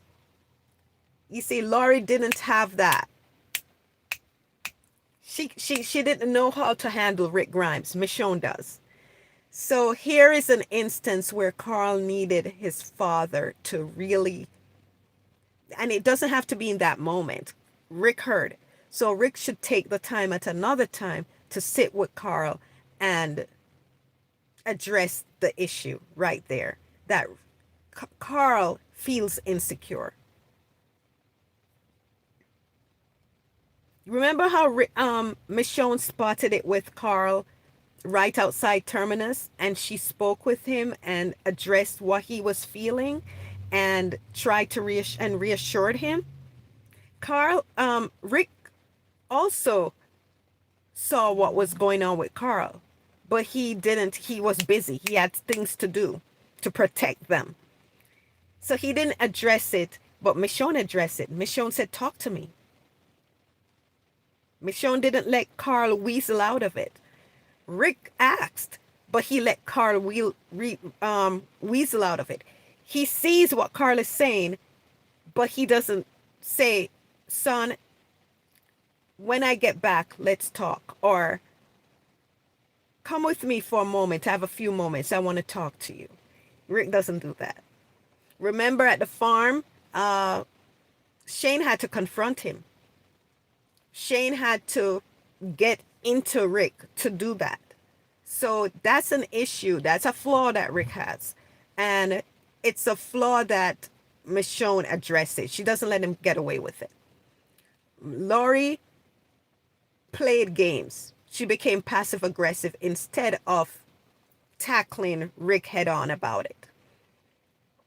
She tried to hurt him, to try to get him to bend to her will, which never works. So let's see what you guys are saying.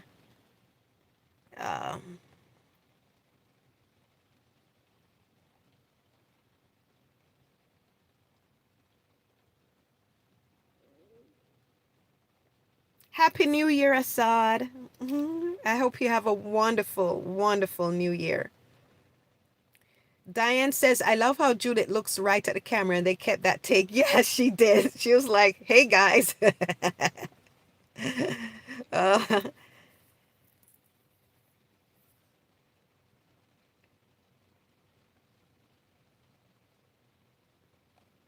Hi, Balderella. Rashida says, to this day, people on Facebook comments are The Walking Dead still feel that Rick and Michonne, because that Rick and Michonne were forced. As I said, they have no critical thinking skills. They're media literate, and they're very, they're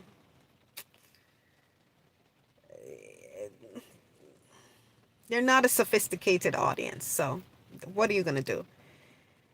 Stacy says, actually, they were trying to force Rick and Michonne apart. Yeah, those viewers wanted Rick and Michonne apart, so they kept saying that because they did not want Rick and Michonne together.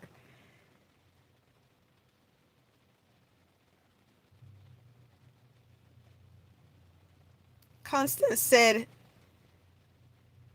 true, but really sad about our society's literacy. Yeah, Constant. It's sad, and it's we see what the world is devolving into because of what who these people are picking as leaders, because they are just not informed, and when they're informed, they're just not. There's no critical thinking. They just, yikes. I'm not gonna get into that. Let's get back to The Walking Dead. Hi, Jersey.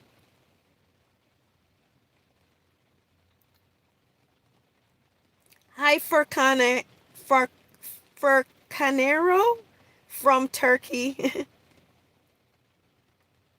Rashida says the only time Shane was correct about Rick communicating with Carl a little bit more. Yes, Rashida. Sherry says, yeah, I always thought Rick's silence was off with Carl. Missed opportunity. Yes, yes, Sherry. Missed the opportunity. Happy New Year, Armel. Rashida says some of those views actually one of Rick. Oh, yeah, Rashida, I'm not gonna uh, uh, air or give those views credence because it's foolishness. Hi, hi, Johnny Joan. Okay, let's get back to the show. Let's finish up.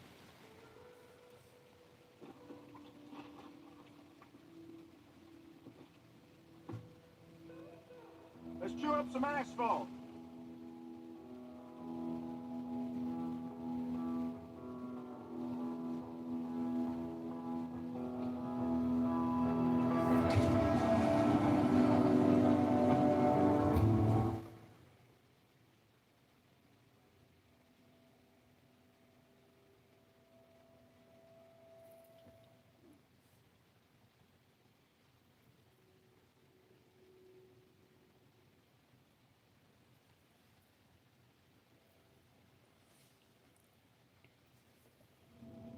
Ask you a question.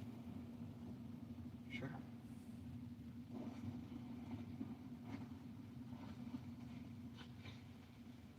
You pouring the Bisquick.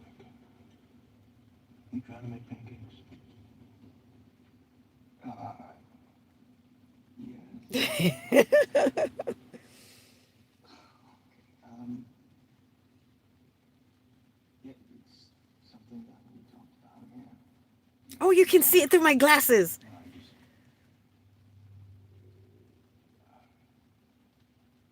Give me curious. Stay there on again someday. I'm damn near floored that you or anyone else would have the cojones to make a call like that. I don't know. We're trying to build something. Me and her. All of us. For the record, I see rain coming. I'm wearing galoshes. I'm double up.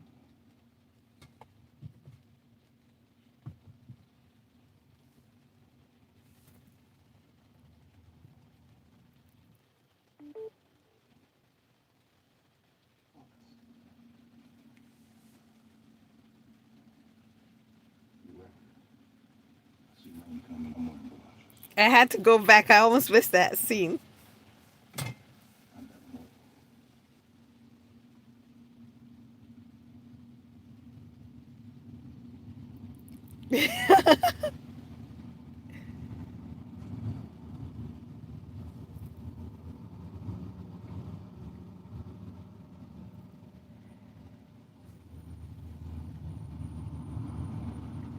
So we all saw that, right? Rashida says, I love the look Ricky and Michonne when he's driving the RV and holding one in her hand, one of her hands, I guess, and she becomes a little bit shy. Yes. She was there. She was she looking? She was looking at Rick, I think. I guess remembering last night or just in her feelings, and he sensed it and he reached over and held her hands and held put her put his hand on her knee, and she held his hand. Well, he was reaching for her, hands, and they rested their hands on her knee. It's very intimate, very, and he's like smiling at her, so communicating to her how he's feeling, he's in love. And it's also him publicly showing publicly. I'm pausing it. It was still playing. They found uh, Paul's people crashed, and Rick said something to Michonne. I wanted to hear that, so I'm paused it there so I can go back and hear what he says to her and she says to him. But he was that it's called a public display of affection, PDA. He publicly showed affection to her in front of his whole community. And again, that's what I tell you, that's something else he did not do with Jesse. He did not claim Jesse publicly. Jesse kept pushing and asking him for him to claim her, and he would not do it publicly. He would lie to her, and he would, you know, try to, if one, he lied to her to get what he wanted to be able to handle the threat, which was a part of his PTSD. And he did, when he was telling her how worried he was about his people, and she was asking for him to tell her there's more there with them, and he shut her up. He just kissed her, and then that was it. And then the next time you saw them again, she was reaching out intimately to him, and he did not reciprocate. So he never claimed Jessie. I couldn't remember her name. Wow. He never claimed Jessie publicly. Here, he can't wait to claim. He has no qualms of claiming Michonne publicly, very, very publicly, in front of the people he care about, the people he's leading, his community, and someone else from another. Well, he saw them naked in bed, but still, he had no problem claiming Michonne publicly. So again, there's another difference. So anyone who claims that Rick was in love with Jesse and Michonne is what you call it, rebound, have no sense, because that's not how you.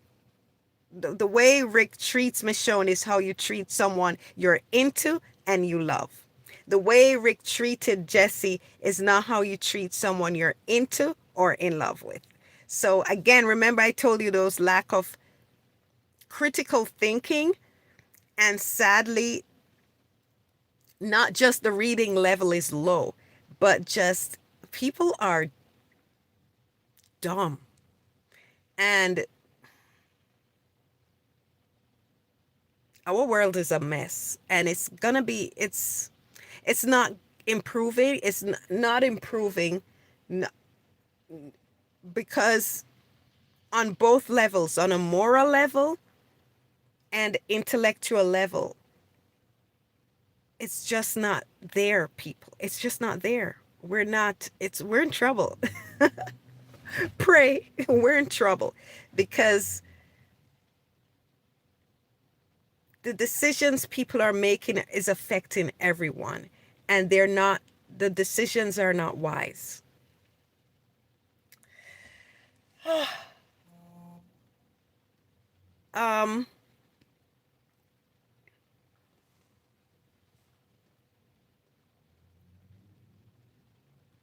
Sherry says, hi, Silent Rob.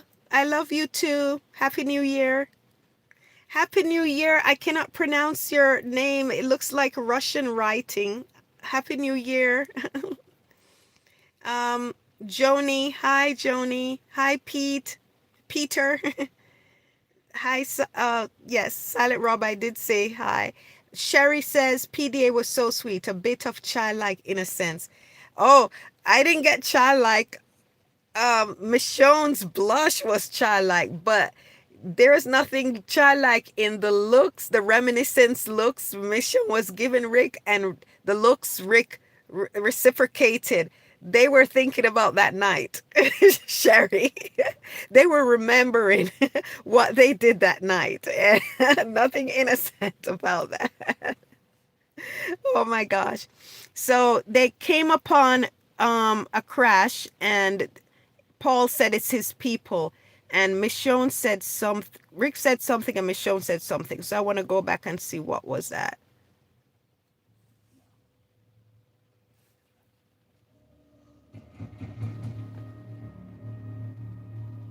They gotta be in there. You moving in or what? I didn't know there's some firecrackers in the trash can. You don't. We'll get your people. You're staying here with one of us. What's the deal? You stay? Yeah. Y'all go. Just be careful. Yeah. We're staying here with one of us. What's the deal? You stay? Yeah. Y'all go. Just be careful. Okay, so Rick says Paul isn't going in with them because they're not sure if it's a trap, and he has to stay out here. And Paul turns around, and Michonne backs up Rick and said, "That's the deal." And then Maggie said she'll stay also. So Paul says, so Rick said, "Yeah, okay, that's Michonne said that's the deal," and Rick says, okay, and that's that. So again, they always work as a unit, but they're even more in sync now. And now that they've, I keep saying the same thing over and over, but that's what it is. They've consummated the relationship. So let's continue. Let's finish up. We're going to be careful. Just hurry. Hear me whistle? Shoot it. I will.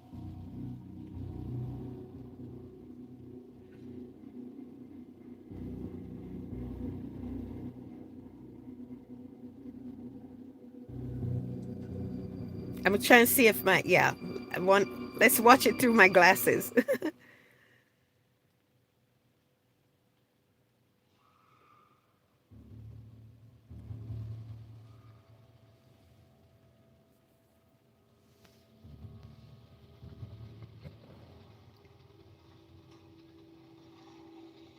Can you see? I'm trying to get a good angle so you can see through my glasses.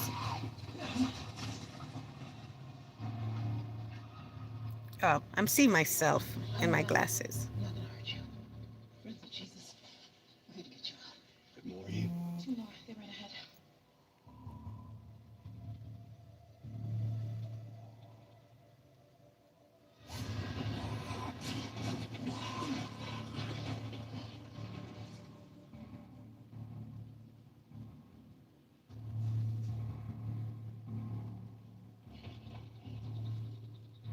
Come on. We're with Jesus. Let's go. I can't go with you. I'm looking for my friend. He's close. He's hurt from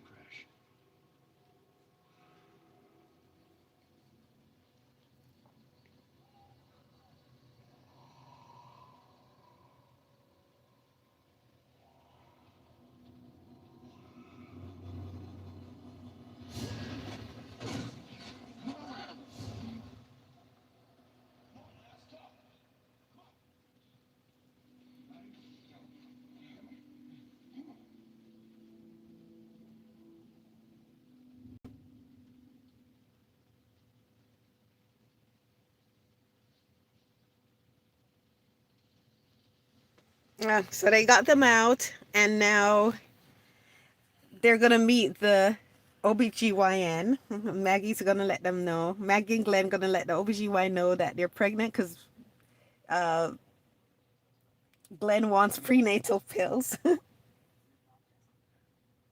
that's right. You have any prenatal vitamins in there?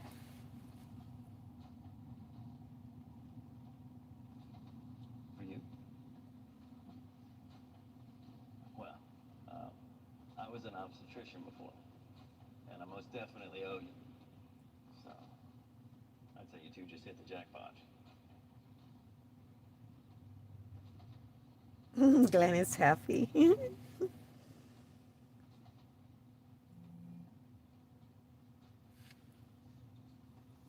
Cam J say, I also think Abraham is another character they diminished to build up another, and it wasn't necessary. Yes, they diminished they diminished Tyrese, they diminished Morgan, and they diminished Abraham because of Daryl.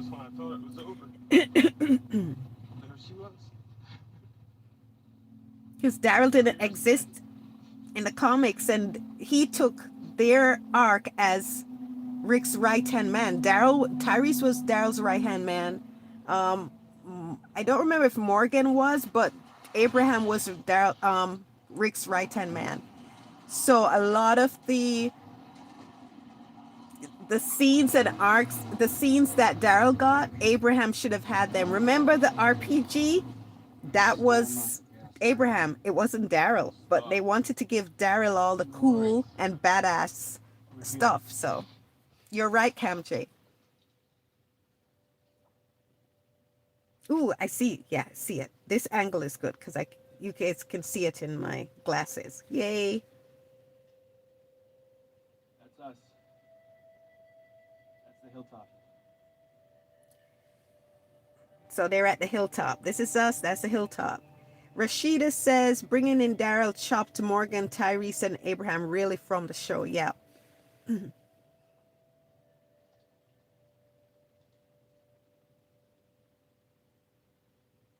Yeah, because Norman auditioned for the Merle character.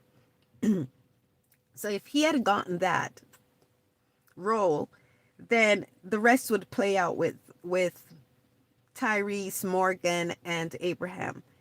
But he didn't get the role, and they created the role of Daryl for him. So those guys got shortchanged. But Freddy's hurt.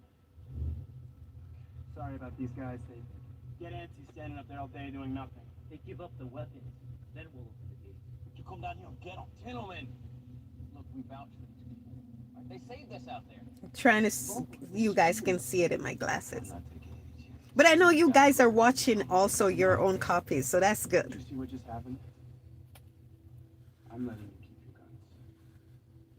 Look, we ran out of ammo months ago. I like you people. I trust you. Trust us.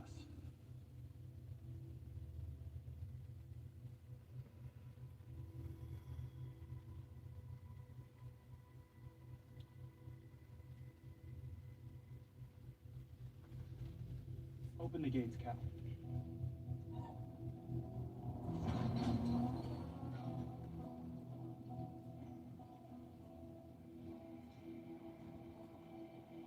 Cam J said the RPG would have made more sense if Abraham had used it. Of course, because he's in the army, right? You're right, Cam J. Where would Daryl know how to use an RPG? Hi, Janae. Thank you. Happy New Year to you, lovely. Hey, thanks again. Come see me whenever. Over here in the medical bay, okay?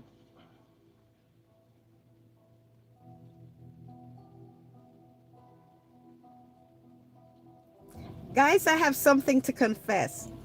I don't like the hilltop. I don't like the aesthetics of it, and I didn't like the community with Maggie in charge. That's how we put up the walls. I didn't like hilltop at all. A lot of people And came from a FEMA camp. whenever the Came with them. How do people find out about this place? That's called Barrington House. Family that owned it gave it to the state in the 30s. State turned into a living history museum. Every elementary school for 50 miles used to come here for field trips. The place was running a long time before the modern world built up around it. I think people came here because they figured it'd keep running after the modern world broke down. Those windows up there let us see for miles in every direction. It's perfect for security. Come on, I'll show you inside. Paul was explaining about the mansion at the hilltop, so I don't remember hearing that before. So that was interesting. That that it was a museum and blah blah blah. But yeah, I was saying I don't love the hilltop, and anytime the stories got to the hilltop, it got boring for me. Even now, our group, Alexandra, being here at the hilltop, I find it a little boring. What about you? Do you like the hilltop and their storylines? People live here and the trailers. Hi, My friend Phil. Esley. There's babies being born. Jesus. You're back. Guests. Everyone, this is Gregory. He keeps the trains running on time around here. I'm the boss. I'm Rick. We have a community. Why don't you all go get cleaned up?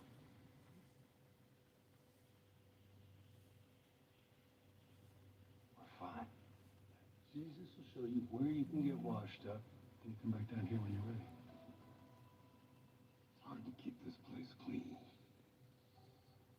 Yeah, sure. Follow me. That was rude of Gregory. He's telling them they look dirty. Go get clean. Wow. Um, You talk to him. I shouldn't. When you gotta start doing these things. Rashida says we're on the same level, sister. I didn't like the hilltop either, and Maggie didn't feel like a real leader to me, only in the comics. Cam J says I only cared about the hilltop when Rick and Michonne were there. Yeah. Peter, hi Peter. Stacy says didn't like hilltop and their storyline as well. Wow, we got you guys are on the same page as I am. Cam J said, and I love Rick's what? Yeah. You ever think about it? I Slow it down. ugh, yeah, boring hilltop. You should settle.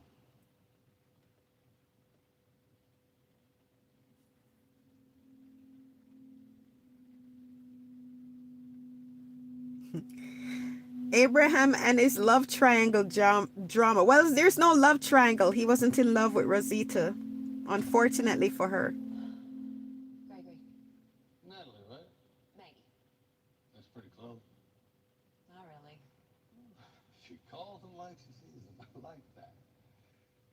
Come in, let's chat.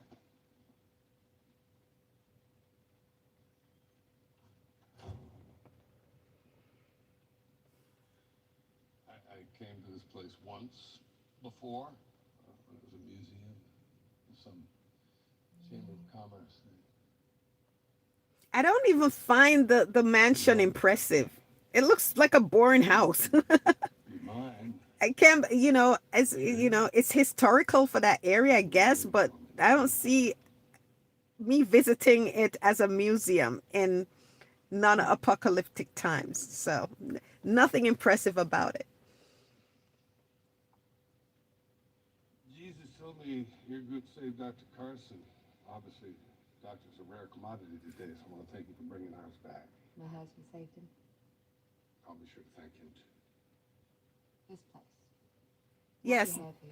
the Watt with the bloody face. Yeah, that's iconic. The Watt Rick's Watt with his bloody face is iconic. Yeah, good at this. And I don't get hung up on the details. Where you live, is it as nice as the hilltop colony? It's just different. How do you feed everyone? Jesus said you had land for gardens, but no crops. We just started planting. And Cucumbers, tomatoes, crops. Soy, corn, hemp, sorghum. garden stuff. But you have guns, so I assume you have a decent weapons cache. It's decent. Infirmary? Stock? Is yours? We came here hoping to talk trade. Do you have enough here for that? You see where I'm going. Jesus said your food situation is challenged right now. You don't keep people fed, it comes apart. Let's speak the common tongue. You don't have shit. I'm happy to help. I'm a nice guy. We can't just give things away for free. How's this? Since you can't offer much, I'll let people work here for their share. You'd be a welcome addition to the community. Smart, beautiful woman. Getting back to that common tongue. Tell you, I can make it work. Ew. Let me stop here. He's so disgusting. Stop coming on to me. He's calling me honey. You don't have any ammunition. Who said that? You're low on medication. You need things. We need things. You give us a bottle of aspirin and a box of bullets. Our communities can help each other. Thank you, Natalie. Been a good talk. Rashida says the what with the bloody face came straight out of the comics. Are you? Batuhan says, hi Batuhan. We want to generate trade. Gregory does. But ammo isn't something we urgently need. Well, how's that? The walls hold. We just brought in more medicine. Cam J says, I did not know that Rashida. Cool. About the bloody face coming, the what with the bloody face coming straight out of the comics. Sherry says, meant to say Gregory was funny, but Jesus did say he was a leader. He's smarmy. Gregory is not funny and he's smart. Well, in my opinion, Sherry. I don't find him funny, but he is so smarmy. Gregory wants the best deal possible. Yeah, well, we want things still. We need food. Came all this way, we're gonna get it. We'll talk to him. And we will work this out. Circumstances change. You're doing well now, and you will next. I will make him understand that. Can you give me a few days?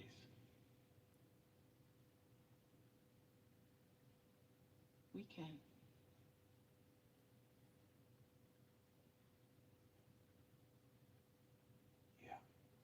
Michelle said we can. Rick says Rick didn't want to, but Rick says yeah. What Michelle says goes. What's wrong? The bag.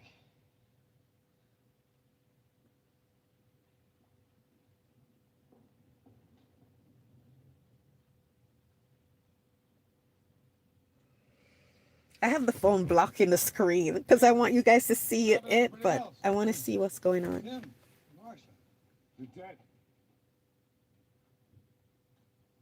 Negan? Yeah. We had a deal. You said it wasn't enough. Was the drop light? No. We still have Craig. Said they'd keep him alive. Return to us. I delivered a message to you. So tell me. Sorry. Get off of me! I have to!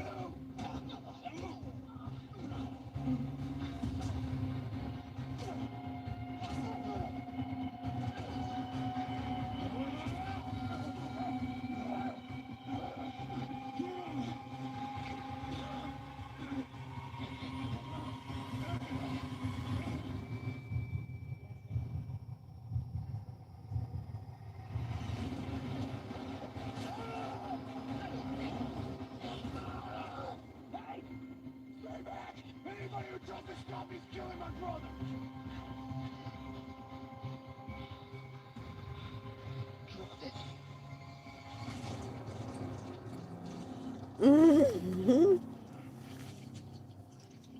Oh, I was so into it, guys. I'm not I wasn't showing you guys. Let me show you guys. Thank you, Cam J.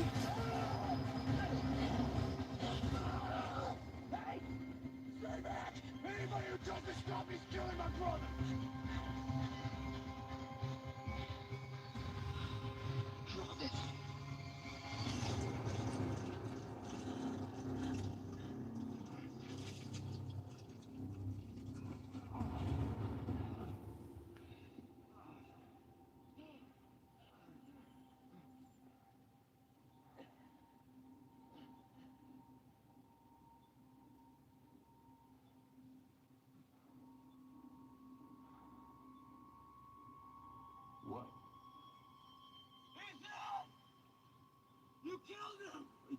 kill Gregory than me.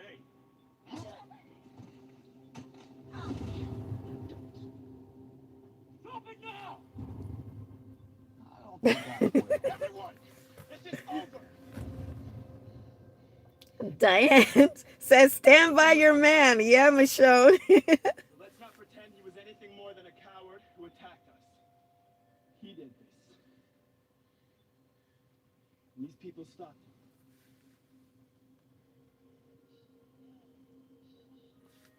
Hi, Bagum. Hi, Get out of here. Itis. Put the gun away. We've done enough. Rashida said Gregory in the comics Need to was know? just like that, a little slimy Who's guy in that this made picture? everyone do his bidding. Just give me some time.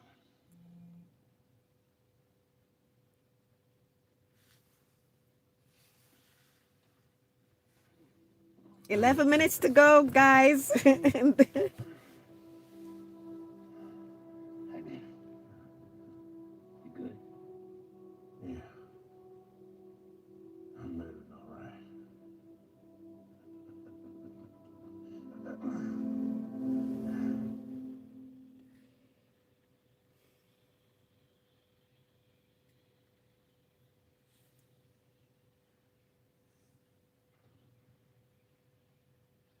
Dr. Carson was able to patch Gregory up. He's in pain, but he'll live. So what happens now? Things like that don't usually happen here. So, we heard the name Negan. A while back, Daryl and Abraham had a run-in with his men. Who is he? Negan's the head of a group of people he calls the Saviors. As soon as the walls were built, the Saviors showed up. They met with Gregory on behalf of their boss. They made a lot of demands, even more threats. And they killed one of us. Rory. He was 16 years old. We beat him to death, right in front of us. Said we needed to understand right off the bat. Gregory's not exactly good at confrontation. He's not the leader I would have chosen, but he helped make this place what it is, and the people like him. You made the deal. Half of everything. Our supplies, our crops, our livestock. It goes to the Saviors. And what do you get in return? They don't attack this place. They don't kill us. Why not just kill them? Most of the people here don't even know how to fight, even if we had ammo. Well, how many people does Negan have? We don't know. We've seen groups as big as 20. Hold up. So they show up, they kill the kid, you give them half everything? These dicks just got a good story. Boogeyman, he ain't shit. How do you know? A month ago, we took his guys out PDQ. Left them in pieces and puddles. Yo, we'll do it. If we go get your man back, kill Negan, take out his boys, when you hook us up, we want food, medicine, and one of them cows. Confrontation's never been something we've had trouble with.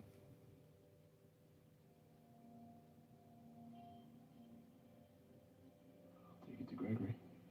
See, they don't know what they're dealing with. That's the issue. Oh my goodness. Daryl running his mouth. Remember, I told you, Daryl is not a leader. Yeah, food. He's too impulsive. We don't have enough of anything. Except us. What we can do.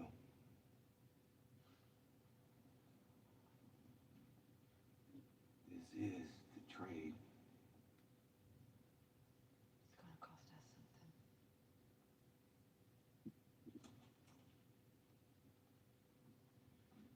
Gregory's up.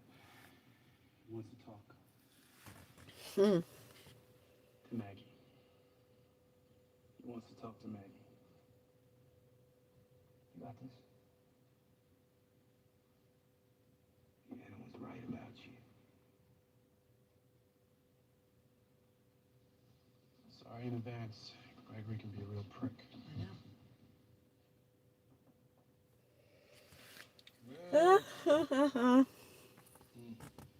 Sorry for the gloom. Rashida says, after taking care of the horde, the group thinks they're Raspberry. Hi, Raspberries. She was twisting my intestines with a cement Ra- mixer. Raspberry says, glad I could make it. Jesus told you about our offer? After, He did? I wish they had more information before they agreed. Yep. Cam J says, Rashon, just another day at work. I don't know if Craig's worth the trouble. I mean, it's his brother who did this. He was fighting to save someone he loves. He was afraid. That makes him weak. Thank you. Got an awful lot back in the gene pool. Cam J says, remind me, when did Maggie display her leadership skills? She didn't, Cam. It's in the comics, so they made it this way in the show. And they had Deanna wanted to mentor her. That's okay.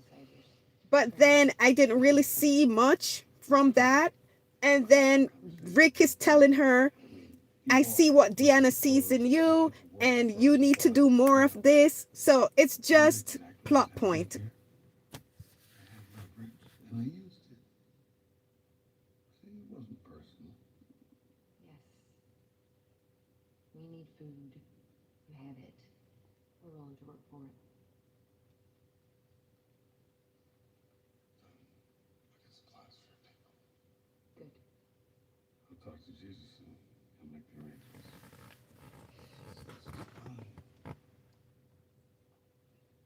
Exciting.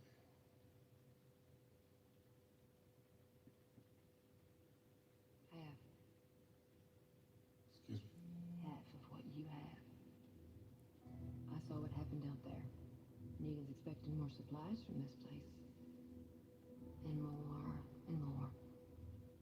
And if it keeps going like that, pretty soon you won't have anything left. What happens then? Without ammo, without fighters, you'd be a dead man. So half of everything you have, right now, or the deal's off. You see? I have leverage.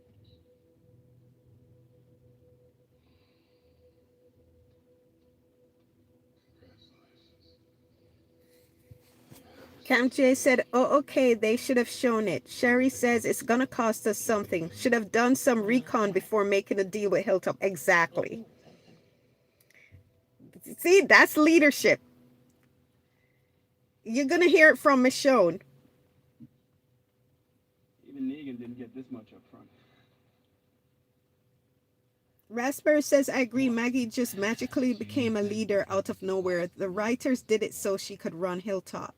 It was in the comics too, Raspberry, but they didn't, as Cam J said, show it. They should have shown it. We're gonna get Craig back. How? We need to know what you know about Negan's compound. We need your help. We need you to go.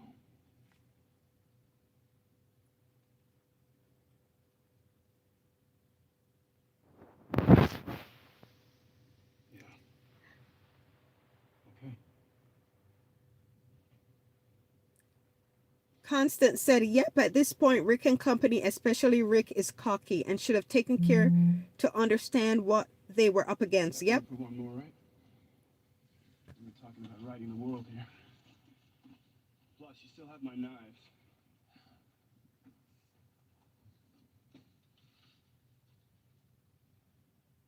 You up for this? It's gonna be a fight. We'll win. We have to. We'll win.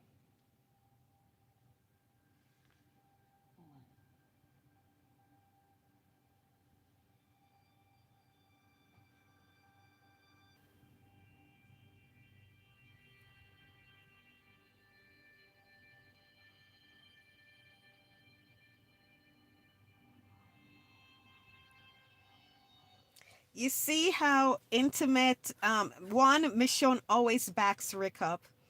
And two, you see how intimate and reciprocative, how Rick is always touching Michonne, and they're always reciprocating. They're always, Rick is a, what do you call it? One of his love language is touch. He's always touching Michonne. You didn't see that with Jesse. And look at Michonne looking at the sonogram. The youth. Oh, I remember Michonne face got reflective and I forgot. Remember Andre? She would have remembered her time looking at her sonogram for her baby. Oh, poor Michonne. But yeah, they're very touchy feely and they're in love. Reciprocative. Reciprocative. um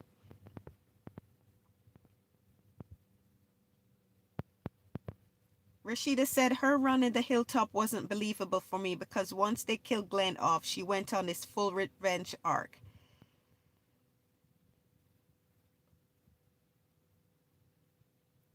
Ah, Raspberry says, hi, Cam J and Constant. Cam J, I loved your reaction to the new Superman.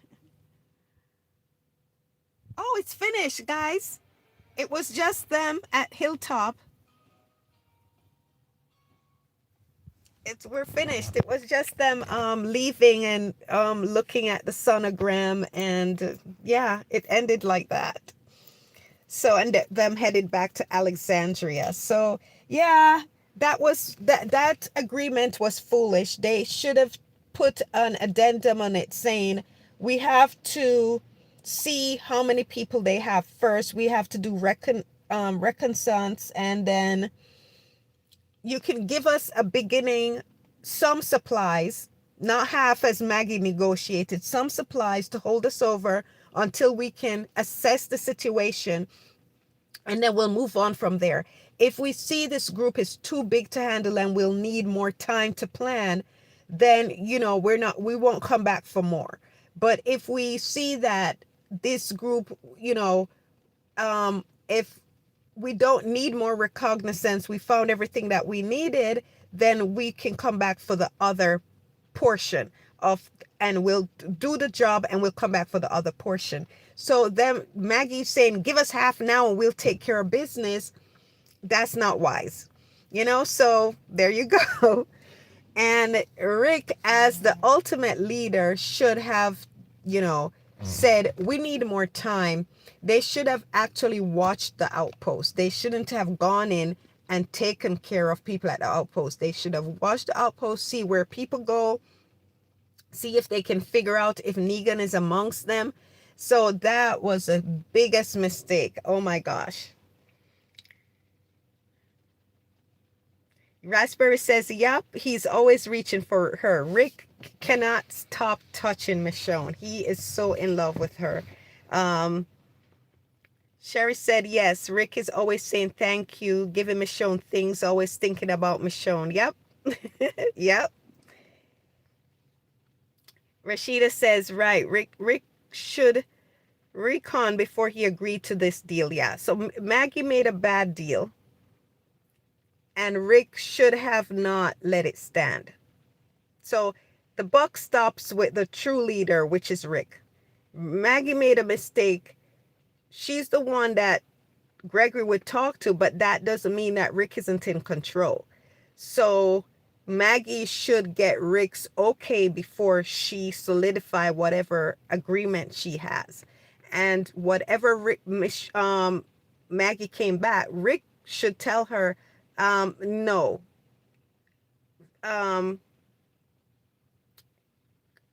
Go back and say this, such and such and such.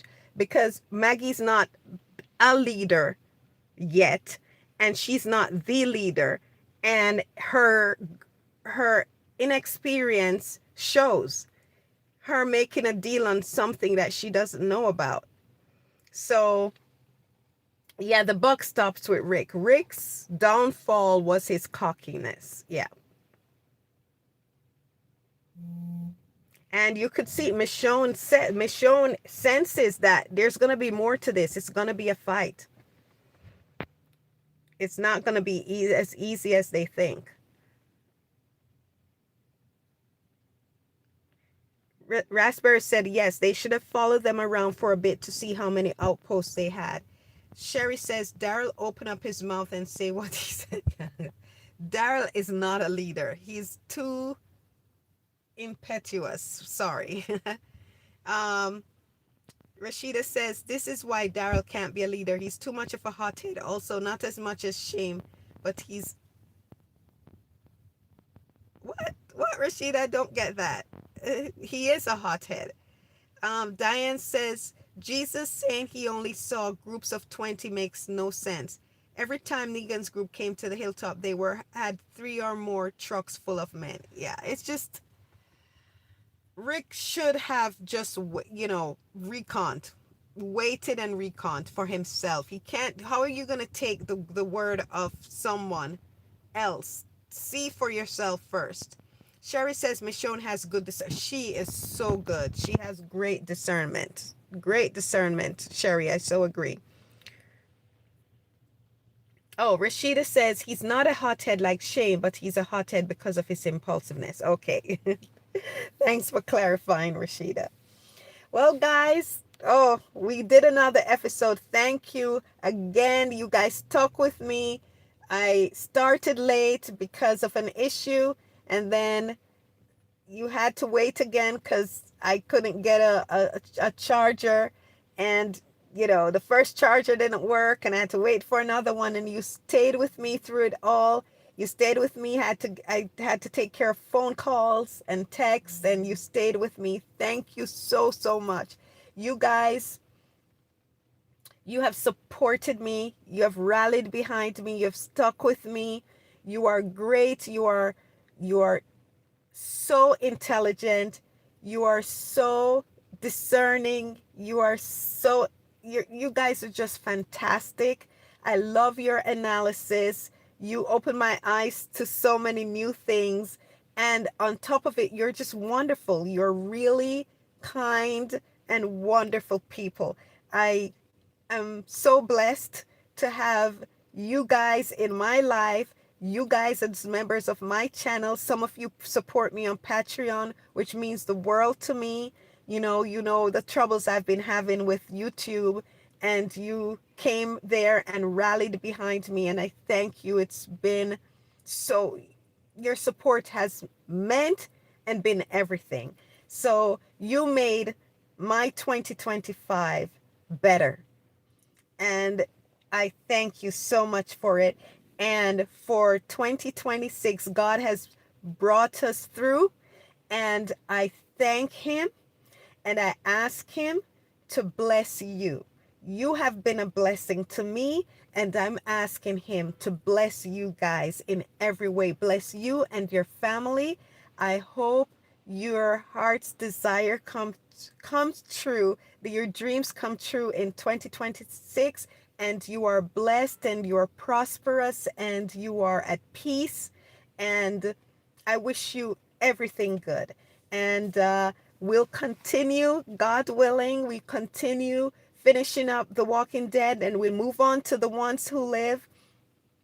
And we wait for the news. If news comes that we get season 2 of The Walking Dead, we'll react to it for the first time. We'll do full reactions, and I can't wait for those.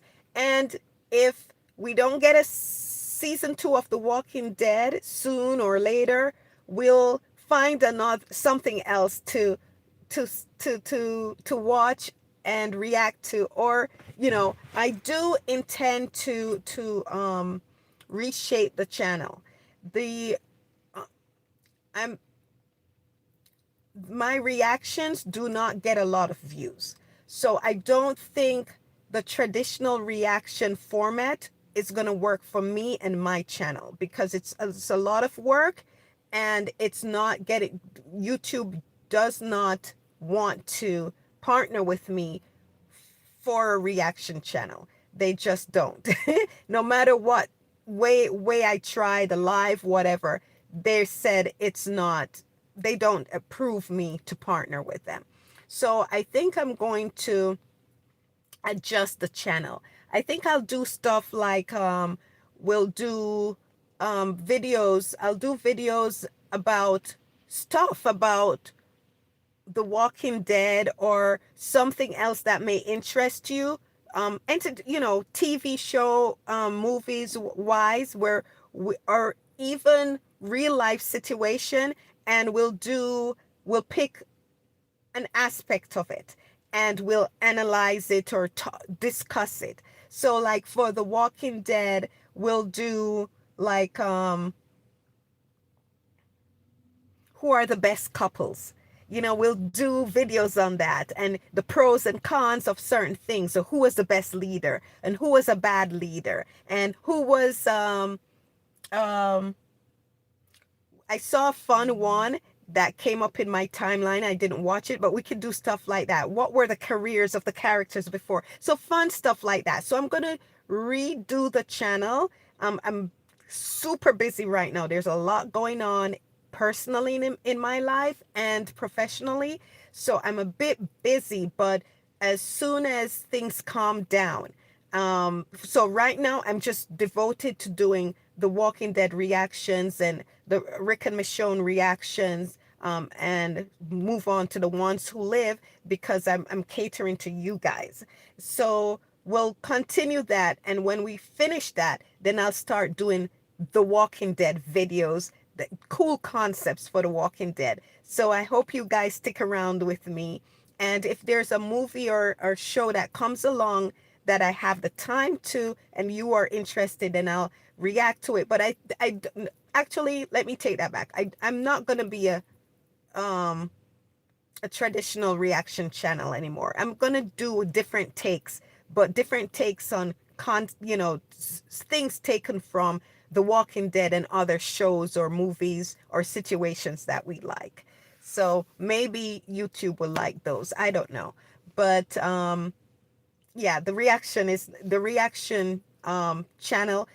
If you want a really good reaction channel, check out Cam J's channel, The Stories We Missed. Cam J put the link in so that other people can go. Please subscribe, watch, and give thumbs up and to Cam J, please, for her channel. She has a great reaction channel. So, and then when we do The Ones Who Live, if there's a new um season, I want to partner with Cam J to react to it together. So I don't know how we're going to do that. I'm so not good with the technology, but maybe Cam J will know and guide me through. So guys, thank you so much. Have a wonderful, wonderful rest of 2025. Please be safe. Please be careful. I don't want to lose any one of you. You are all precious, precious, precious, precious to me, and more than ever precious to God. So please take care of yourselves. Be careful and have a safe and wonderful rest of 2025. And please ring in 2026 with confidence, believing in yourself, believing in God first. It starts there. Believing in God, believing in yourself, and being good to yourself and be good to others, right? And if it doesn't work for you, if people are not respecting you, if people are not being kind to you, let them go. And when I say let them go, it's okay, you know, to don't force it. Just let them go and be at peace and leave room in your life for people who love you and respect you to come in. Don't block their way by keeping in toxicity in your life. Okay, guys, love you. And let me quickly read what you said and then I'll say goodbye.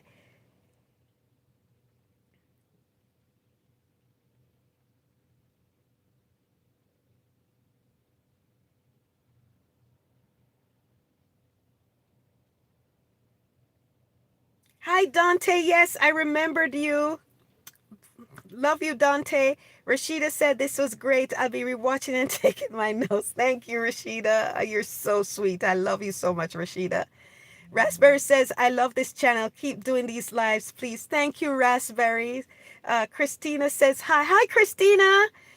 Sherry says, love this channel and wish the very best for this coming year. Grow, baby, grow this channel. I'm with you for the ones who live. Thank you, Sherry. I so appreciate you. I appreciate this.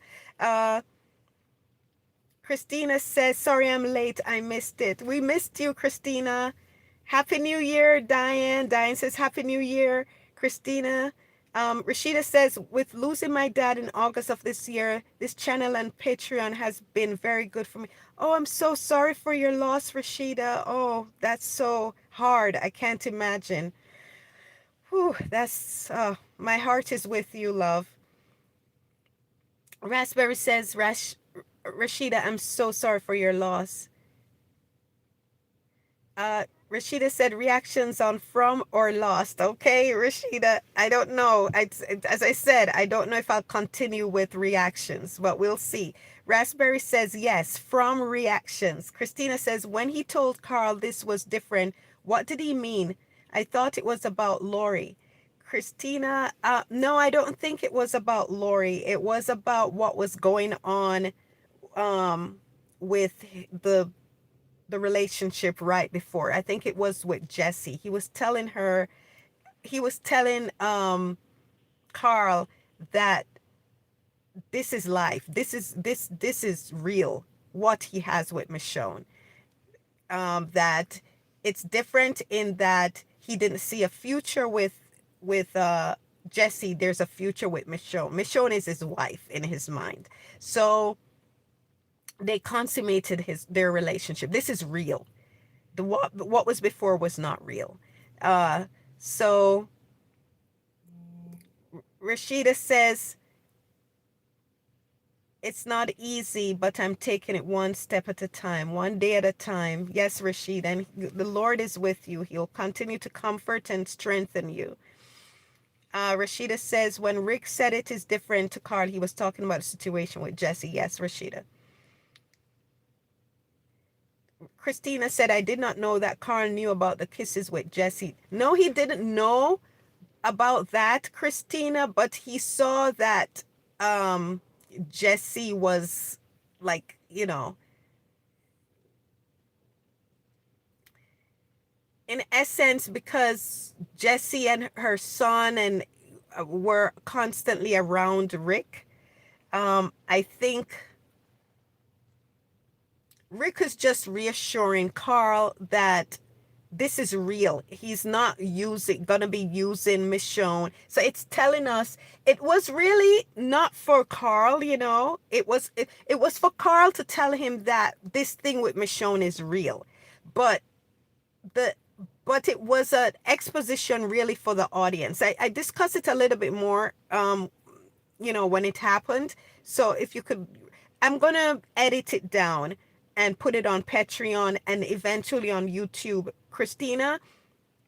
So because I got into it more in depth. It was really for the audience. And I thought it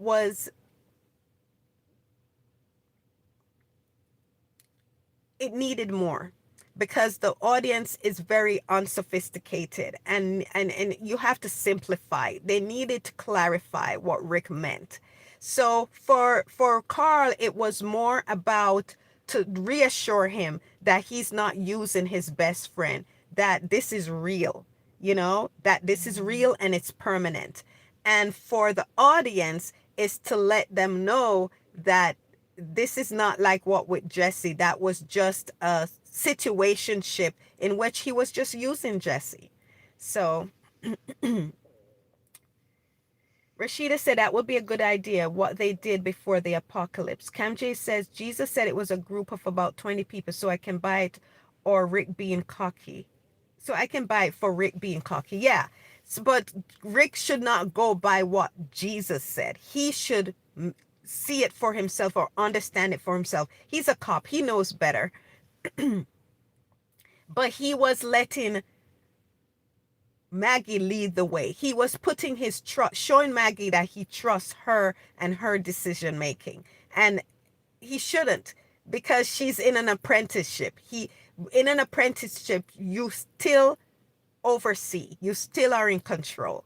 So Rashida says, I'm short I'm sure Alexandria, there were some kind of rumors. I won't put it past Carol saying something. Sure, yeah. Rashid Raspberry said, "Yeah, Rashida, I see Carol spreading rumors." Rashida said, "Yes, Cam J. Yes, Nadine and Cam J. Yeah, to reacting to the ones who live season 2 if we get it. Happy New Year, Rashoners. That's from Rashida. Raspberry says, "Oh, thanks, Nadine. Happy New Year and be safe too." Thank you. God first. Yes, Rashida. God first.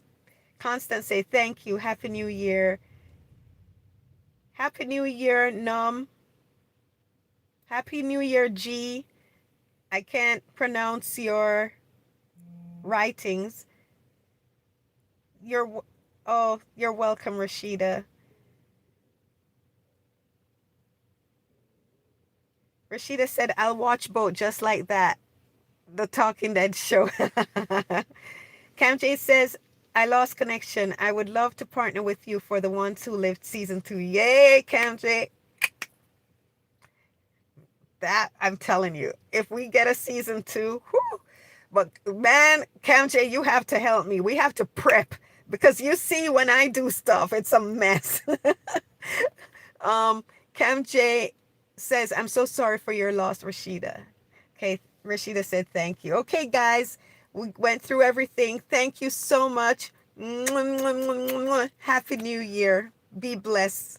And hopefully, I don't know what's Friday. I don't know what Friday is because I have a big show coming up I have to do.